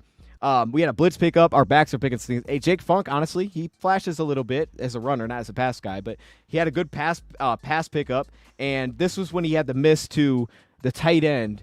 I think that was Sean McEwen. Let me get this right. It could have been – I think this was Sean McEwen we threw it to, 86. Yeah, Sean McEwen. Now, this could have been Sean on run the wrong route. After he threw it, it looked like he was like, you were supposed to be here. But at the same time, where he threw it, I was like, I don't know how he's supposed to catch it anyway. So maybe it was just miscommunication. But again, I think that comes back to not trusting where you're putting the ball versus where the receiver is going to be. And then all of a sudden you get holding it weird, and you're kind of just like not sure if you want to throw it. Balls are hitting the ground because you're squeezing the ball too tight, basically. Like, it's just confusion. He's just not letting it loosely rip all the time. You see beautiful throws, then you see ones that feels like he's just not comfortable throwing the ball. And it's just because of timing. Like, the NFL is all timing, man. So we had that. That was Canadian exactly my read on it. Is like between the offensive line and just him just reading the field, like he's just too indecisive right now. Yeah, I mean, and it's like that's okay. I don't think he's a bad or anything like that. I think he's just going through like he's progressing, bro. Honestly, I think you said it best, because it's so hard to judge a quarterback in training camp that's really never practiced with the team. And he's rotating between second and third team. Like, what am I supposed to do with this? We just got into pads. He can be the most talented player, but if you're not on time and trusting, he's got nothing for you. Because nothing's going to look good if I'm not consistently on time. That's literally everything. Like, if you put a guy and you said, who's the best athlete, and you just had Goff and Hooker stand next to each other, be like, Hooker looks awesome. I don't know about that Goff guy. But then you watch him, it's like, yeah, he looks awesome in practice. Everything's on time. Everything looks like every single year. It just looks like he picked up right where he left off, carries over to this. And it feels like every time Goff throws it, usually something good is going to happen. Like, you don't get a lot of bad. There's not a lot of times the ball even hits the ground when Goff throws the football. Then Hooker goes out there, and 2 of the 3, you're like, I don't even know where he was throwing the football, to be honest. But it's like, I know he can throw that. I don't discount that Hooker can throw a 5-yard out. He can throw a 5-yard out. Yeah. It's just not on time. Yes, he's either decisive, and like you said, he's hanging on to it too tight because he doesn't know he really wants to let it go to begin with. And the other part too, I was thinking the other day, dude, it's got to be so hard to like win a QB2 job because you are going with like no disrespect to the guys, but you're going with the worst. You're not going with the best guys. So it's just like, yeah. And there's no consistency with it too, because like you maybe with the 2s one day, maybe with the 3s the next day, and then not even because your performance, just because they want to see how the other guy did with the 2s. It's a tough, and it's gonna take some time. It may not even be this year, even And look at none of those receivers are like all of those receivers are in the same process as him. Most of them are. Outside of Khalif, everybody's in the same boat. They're like trying to figure out the offense. They're all in the same thing, trying to figure out the timing at the same time he is too. And they're like trying to ramp this stuff up. I mean, basically everybody that he's throwing to is in that same kind of thing. But the flip side, fairness to it, Sudfeld looks better than Hooker, and he's dealing with the same thing. And Sudfeld just looks better than Hooker straight up. So like there's a gap right now. Like Sudfeld, to Easy's point, year 2. Sudfeld's been in the league for a while, and Sudfeld knows what he's doing. That's a great point. Yeah, this is Sudfeld's second year in the offense. Is probably another reason why he looks better. Yeah, and you brought that up to me actually, so that's your credit. Don't say you made a great point on that, because I wasn't thinking about that. You said that at practice, so I was like, oh, that's true. I never say that, but that's true. He looked good right now. I mean, I remember all the notes we had on Sudfeld at practice last year. But I don't remember walking out of practice and be like, man, you see Sudfeld, he looks great. Like Sudfeld, I always liked how Sudfeld played, but I don't remember saying like he looks great. Sudfeld looks really darn good today, bro. He laid some dots. I mean, like, bro, you can improve. Sudfeld also, how many years in a row has Sudfeld stuck with the same team? How often have we seen that? Because I remember, and I think with San Fran, he was there for a couple years in a row. The final years in San Fran at preseason, he looked awesome. We signed him. We went off the San Fran stuff. He looked awesome. I think it was the longest tenure in like Philly or something like that. I'm gonna look it up actually. That could be right. I could be wrong. While you're looking that up, I'm just gonna roll through some of the notes here to fly through these. Good run by David Montgomery is really consistent too. Like, even though he's not a guy that's ever gonna flash in training camp because he's not catching the ball very much, he's always consistent. He's always moving chains. All that footwork drills that y'all see, the cutback lanes, all those things, dude consistently is going forward. There's something to say about vision, even though it's tough to gauge right now. But constantly good games every time he gets the football. Jared Goff, here's the one, the fountain that was incomplete, but it was more on Goff, I thought, where he like faked it because he was like out there and the guy was in his face and he kind of threw it to him and it was like low and away. There wasn't much chance that he was going to catch that. Rakestraw then, he had the interception, but he also dropped an interception, which it looked like the receiver kind of like stopped the route and the quarterback almost like, it was almost like they were on off same page where he was trying to throw it away. Threw it like well over his head. Yeah, and Rakestraw tracked it down and just dropped. He should have caught it, but he dropped it. And I thought he was throwing at James Mitchell, but that could be wrong. For whatever reason, I wrote it down as James Mitchell, but I don't think that was right. I don't know. I think it was Mitchell. Anyways, moving back to Sudfeld there, it was a crosser to Tom Kennedy on Enos. That was when you're like, that was on Enos. I'm like, I'm not going to put that in my notes, but you said it was, so I put it in there. But there was a sack on that play too. I don't know who came up with it. There's another sack on that play first. Just go back to what we're talking about, the pass protection, bro. Then the Hendon Hooker, man, another sack blitz. Also, Lawrence Strickland had an interception. Guys, this is the second straight day we're talking about Lawrence Strickland. Dude doesn't always even look like he's built to play in the NFL, but at safety, he can get by, and he makes plays. He makes plays against the run. He comes up with a pick today. Lawrence Strickland he finds himself near the ball a lot. I remember yesterday he constantly had TFLs. I was like, what the heck's going on there? Is he playing linebacker because he was just in backfield all the time? Now he gets a pick today. Lawrence Strickland, dark horse, he's been the one guy standing out at safety. Also, is Garnes even playing? I may have just not noticed him at all. I haven't noticed Garnes one time. The UDFA out of Wake. Shalin Garnes, UDFA out of Wake. Yeah, that's actually a good response because I haven't noticed him at all. And that was someone I was kind of excited to see what he was going to look like. What number? On the roster? He's 35. Okay, I don't think I've noted him at all. So I'm going to have to look for him. I'm going to have to look for him next time I'm there. No, I have not noticed him at all. No, none. But Lawrence Strickland, I have. I didn't get a sign, but yeah, I'm not y'all know I'm not a big autograph guy, so I'm like perfectly fine with that. They're cool, but I don't sell them. I'd rather have the picture. To be honest with you, it's because I'm gonna print that thing off going on the wall. Exactly, and I'd be like, yo, that's my best friend. That's me and my best friend right there in that. Yeah, picture. Yeah, bro. Hey, we just went to Applebee's, and he was like, yo, should we get a picture before? It's like, of course, dude. And then I was like, yo, oh, best friend, did we wear the same jersey today? What is going on? Crazy. You never ask your best friend for an autograph because you're your best friend. You see him all the time. That's true. I have asked Easy for an autograph before, and he said no. So don't ask Easy for autographs. He's not. Right. You're the only one that gets asked for autographs. He was like, nah, bro, I'm not giving you an autograph. I got asked for pictures. It's like, okay, I'm sorry, dude. I can't pick my nose in public anymore. Actually, Easy's not even supposed to be here. I don't know, like how he got here. He thought he was joining a different show. He ended up here, so. He's just kind of getting by. He's actually carrying the show right now. I thought you were Mina Kimes. You thought Mina said the link? He said, 9 o'clock, I'm in.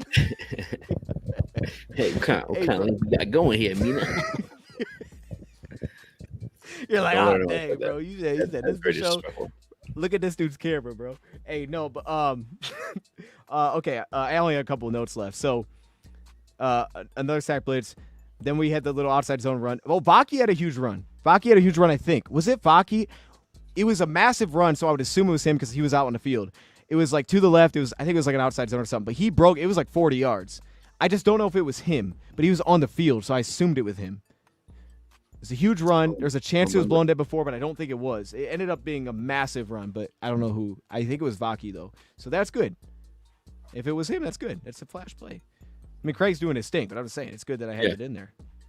I mean, part of that could have been biased. I'm like, hey, I'm just gonna put Vaki in here somewhere, but no, I don't think that's what that was. But he was on the field, so I don't know what else he would have been doing. He wasn't leading blocking. If he was on the field, he probably had the ball in his hands. I would assume if it was a run play. That was the incomplete pass to Gibbs that I had noted. Then Derek Barnes had his interception, which they posted on the X, which I'm sure you've all seen by now. That was, bro. Honestly, watching that clip though, because you retweeted it or whatever, that was a super athletic play, man. Like, he's, like, falling over, picking that thing off. That's not like a normal the reception. One he got in Tampa or against Tampa, didn't it? Bro, Derek Barnes looks athletic, man. I'm telling you, bro, he helps up some pass rush. Derek Barnes might be the guy that shocks us and actually gets a pretty big deal after this season. Because, like, if you can play all positions, like, not knowing, like, how long is Alex going to be here? I don't know. But, like, if you can play literally all positions and he can now rush a passer. Think about that. He's going to be more expensive because he might be real expensive. Yeah. And to be honest with you, too, he's under so much like pressure sacks here all the time, which the NFL is probably just like that more often than people realize. But, like, he's constantly fighting for his here. I don't know if he loves that. He might want to go somewhere where it's like, slim pickings. Dude, tell telling you, man. Like, hey, and shout out to Barnes, bro, because he's just grinded, bro. He's just gotten better every year. You think Barnes is better. I don't know how many players like consistently like that, but he's just constantly felt like that.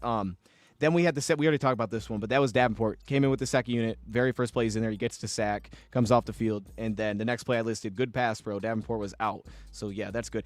I did have James Houston with the pressure. James Houston was listed with the pressure, so that's good.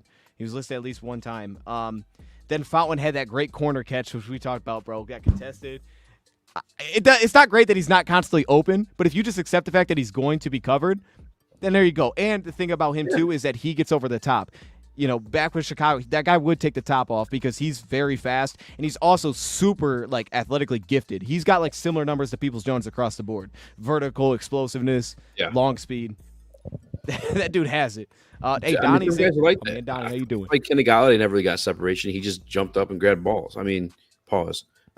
George Pickens. I know. George Pickens, though, he's another great receiver, and I'm not saying this guy's George Pickens, but like he doesn't necessarily get separation. He just balls. Deion Coleman, I never thought he got great separation. He's a ball. But we had a disagreement on that one, I think.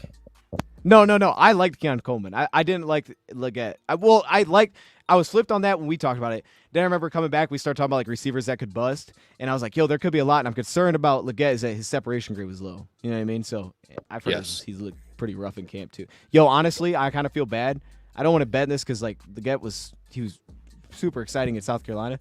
But side note, that feels like a situation to just completely not like. He feels like he's in a situation to absolutely be a bust this year. He could be a bust at receiver because he doesn't separate well. You're already hearing notes about that, and his offense is a disaster. Yeah, that could work out horribly for him. I hope it's not, but it feels like it's going to work out horribly. I don't know.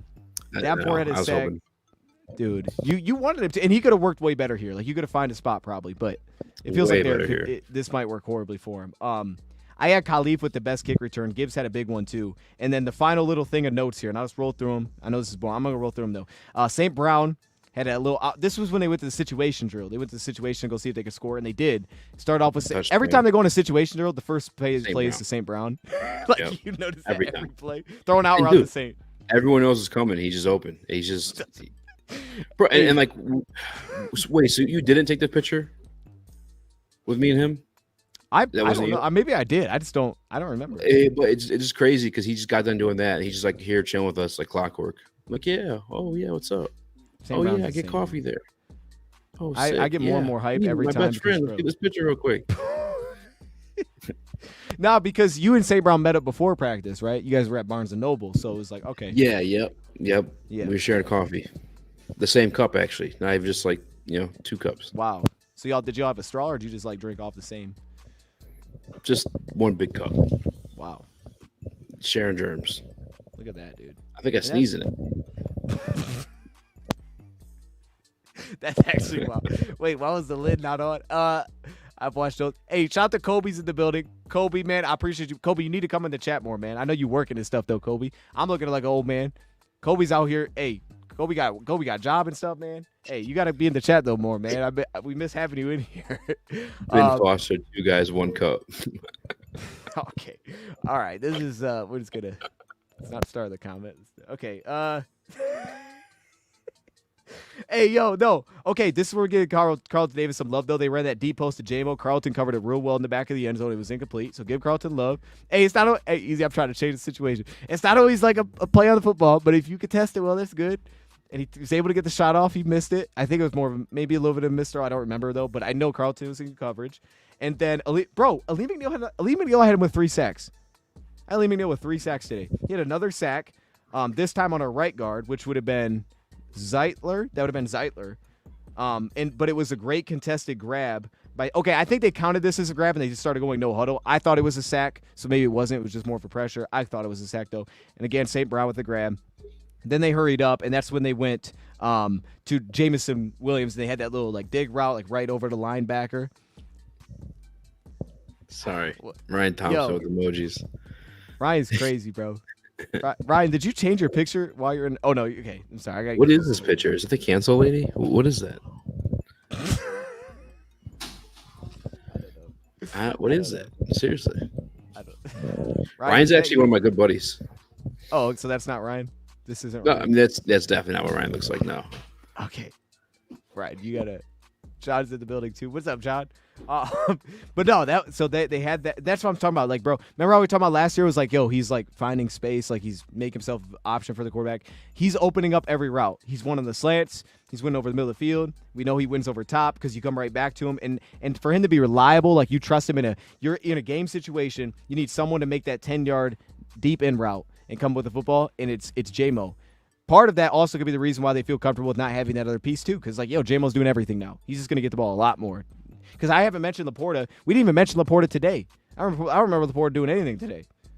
But Jameson is taking a lot of those targets away from him, man. So, I mean, it's a great problem to have. We just might lean on that. We might have a situation that we really haven't had, which is one of our wide receivers, our outside receivers, is now one guy that consistently is getting a lot more targets because he's also playing in a slot a ton. J-Mo is not lining up wide consistently. He consistently plays in the slot now. He's moving around a lot more than we've seen, which speaks to you're opening more variety of your route tree. If you're lining inside, outside, you're probably running a lot more routes because that's usually like you're out wide. You kind of limit yourself on what you can actually do. It's like what DJ Chark said when he got here. Jameson is actually opening up everything. He's running everything right now for us. So we had that. And then Hutchison, and he got that little late pressure, but then it was back to St. Brown on Mosley. And that's how they actually scored that touchdown, right? And then Dan Campbell was like doing this. And then the second group came out there, and Sudfeld. And I had two more notes here. This was a short out, but it was a pressure by 95. Who is 95? Oh, that's Betts. I had a late pressure for Matthew Betts towards the end of practice. Hey, okay. Go. The great white probably hope. was nothing crazy because I did. Hey, I put it as late, but how about that, bro? Hey, I'm glad we got here. Matthew Betts with the pressure, and then that's when they hit the bomb over top to Caden Davis, the post route, which was the prettiest play of the day to me. The back of the end zone. We weren't even sure he was in bounds, but that ended practice, so he was. Caden Davis, who I'm a huge fan of, he ends the practice out with a touchdown. But the guy I put at the end, Barnes was a standout for pass rush and interception. He acrobatic interception. So, yeah, man, that's what I was able to get for practice. I feel like we hit a lot of stuff though here. No, we did. It was a lot. Dan Campbell said before anything that the practice is going to be a little bit longer today, a little bit more physical, and he delivered. He delivered. Shout out to Rakestraw, bro. Hey, yo, by the way, I went to shout out to Donnie, man. Went to Miami Dolphins training camp, and it was not even close to the hype as it was last year in Detroit. Donnie, and I'm telling you, it's different this year. Like, easy to speak to it, bro. The energy is crazy. At least, and honestly, the energy of the week is nothing like Saturday. Easy, you weren't there Saturday, right? Mm-hmm. Saturday was so packed, dude, and this is why it was like I have to get there super early because Saturday had so many people. It was like, you know how you stand on the opposite side where like there's like little corner and then there's the family tent, and then it goes over to the.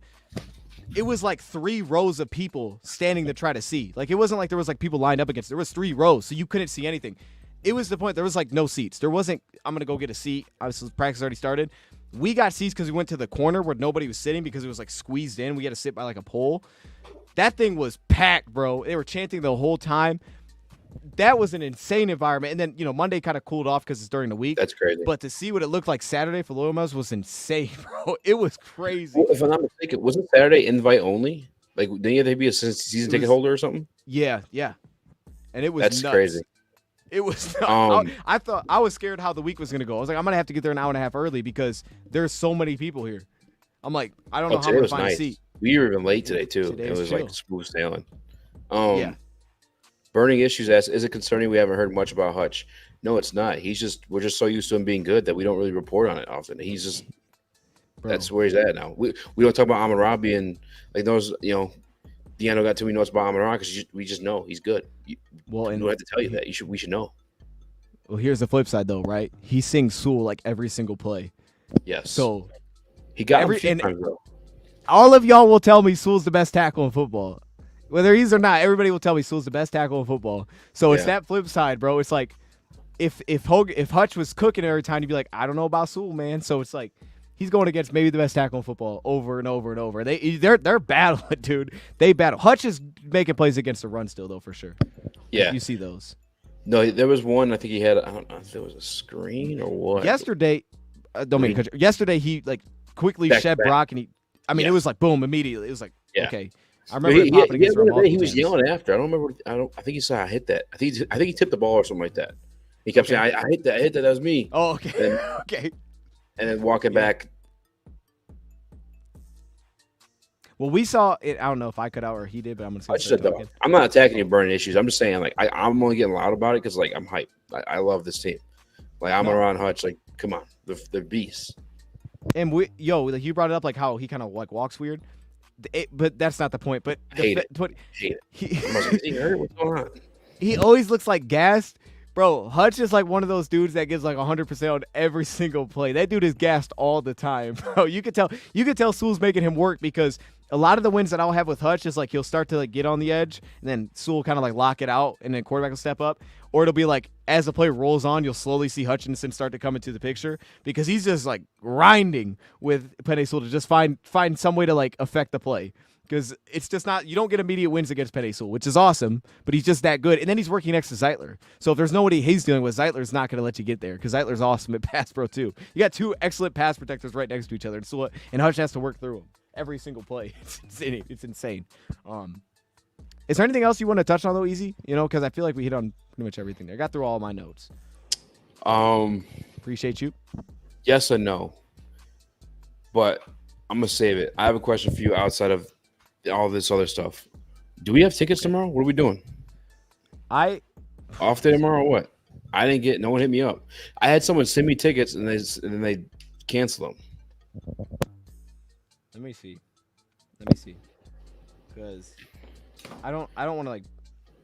I don't like. No, you're good. We can talk about it. We can talk about it off. Okay. Stream. Okay. Let's do that. But yeah, we'll. Hey, if y'all in the chat have extra tickets, man, bro, hit Easy up for sure. If y'all have extra tickets, hit him up, man. We're here. See, that means he has a ticket, and I don't. See, he's a hit Easy. That's not what that means. That's not what that means. Exactly what that means. Hit me up too, dog. I'll sell those things. Look, bro. Hey, if I had extra tickets, I'd be selling those straight up. I got no shame, man. How do you feel about Matthew Judon? Bro, I talk about Judon all the time, bro. So I like Matthew Judon. I don't think there's a chance they do it. Not until the season starts. This would be a deadline trade, in my opinion. If it had exactly, yep. Because it's just, I love Matt Judon as well too. But like, it's just common sense. You have to see him stay healthy, at least to the deadline, and then you pull the trigger. Because all he's standing out for now is he wants to get paid, and he's deserving of pay by his play, but he's not by his age. Like, not that he's not deserving because he's older, but it's just that I don't think the Lions would trade him right now to then go pay him. They just paid Decker 3 years, $20 million. Easy. I don't know. Have you looked how much you've looked into what the roster looks like? But I always get fired up when I read this because the Decker deal, happened, and we didn't really talk about it much. But I keep like the cap thing, right? Or not like who's under contract, and I just like have like an Excel sheet of all this. This is I want to. Have you heard what the Lions offense though looks like under contract next season? Like money wise, who's under contract? It's crazy, bro. We have like no holes Decker, next season Penny, at all. Amon-Ra, everyone. Watch it. Yeah. Goff and Hooker are quarterbacks. Running backs are Monty Gibbs-Vaki. At receiver, we have Jameson, St. Brown, Antoine Green, Kylie Freeman, and these aren't including UDFA, so those are 3-year deals. Tight ends, Laporta, Wright, and Mitchell. Offensive line is now Penei Sewell, Graham Glasgow, Frank Rano, Giovanni Manu, Christian Mahogany, Colby Sorstel, and Taylor Decker. We basically have no holes on offense next year. Wait, Montgomery's under contract. Next year? Yeah. Oh, yeah, 3-year deal. That's right.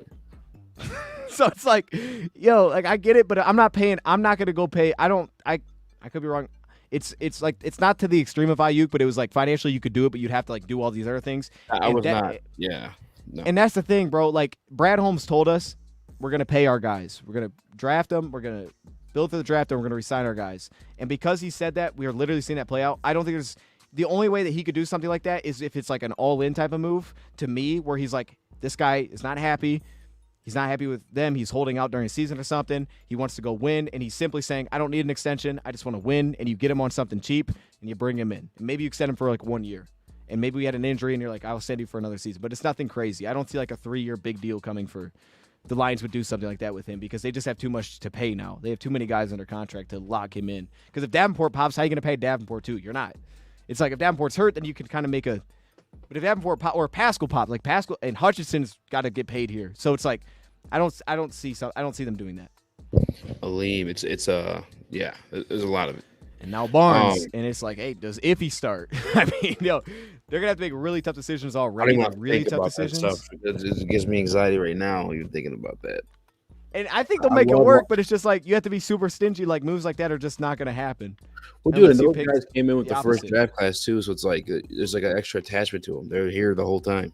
They're faces of like what this has been, you know.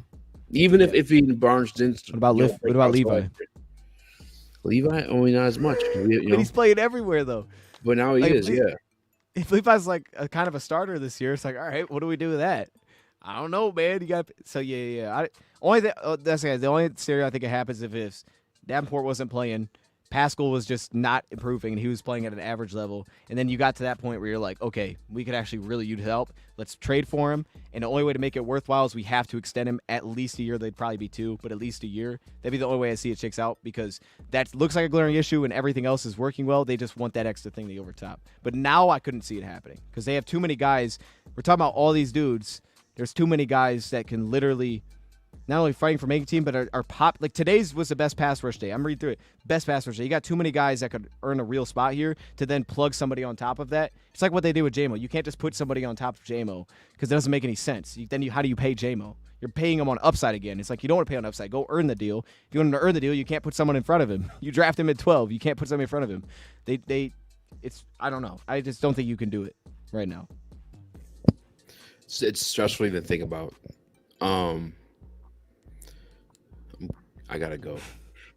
Hey, I get. We've been on here for 2 hours. Let's get this thing wrapped up. Chat, I appreciate y'all joining, man. Yeah, we got to end this thing. It's about 11 o'clock, man. Thanks for joining, and we'll see if we, could get some notes from tomorrow. We may be live again. I don't know. I know if I do go live, it'll probably be earlier in the day because I'll be available. It could also be a video, but it's probably gonna be a live stream, and that'll be early in the day, like 1 p.m., noon, that kind of stuff. Well, probably closer to 1, but I'll have, or I don't know. We'll figure it out. If not, it'll be later at night, like today. It's just different because I don't have practice tomorrow. So I have more flexibility tomorrow. We're just meeting up at one point. So there's that. We good? Appreciate y'all joining. Matthew, Zax, all my guys, Thomas, and Easy. You got any words of wisdom for the people? Actually, I got your words of wisdom. I got your words of wisdom. We know you got. Let me play your words of wisdom. Let's get it. Hey. I don't care if it's your grandma's cousin's neighbor. I don't care if it was a dog. You kick it. I don't know why you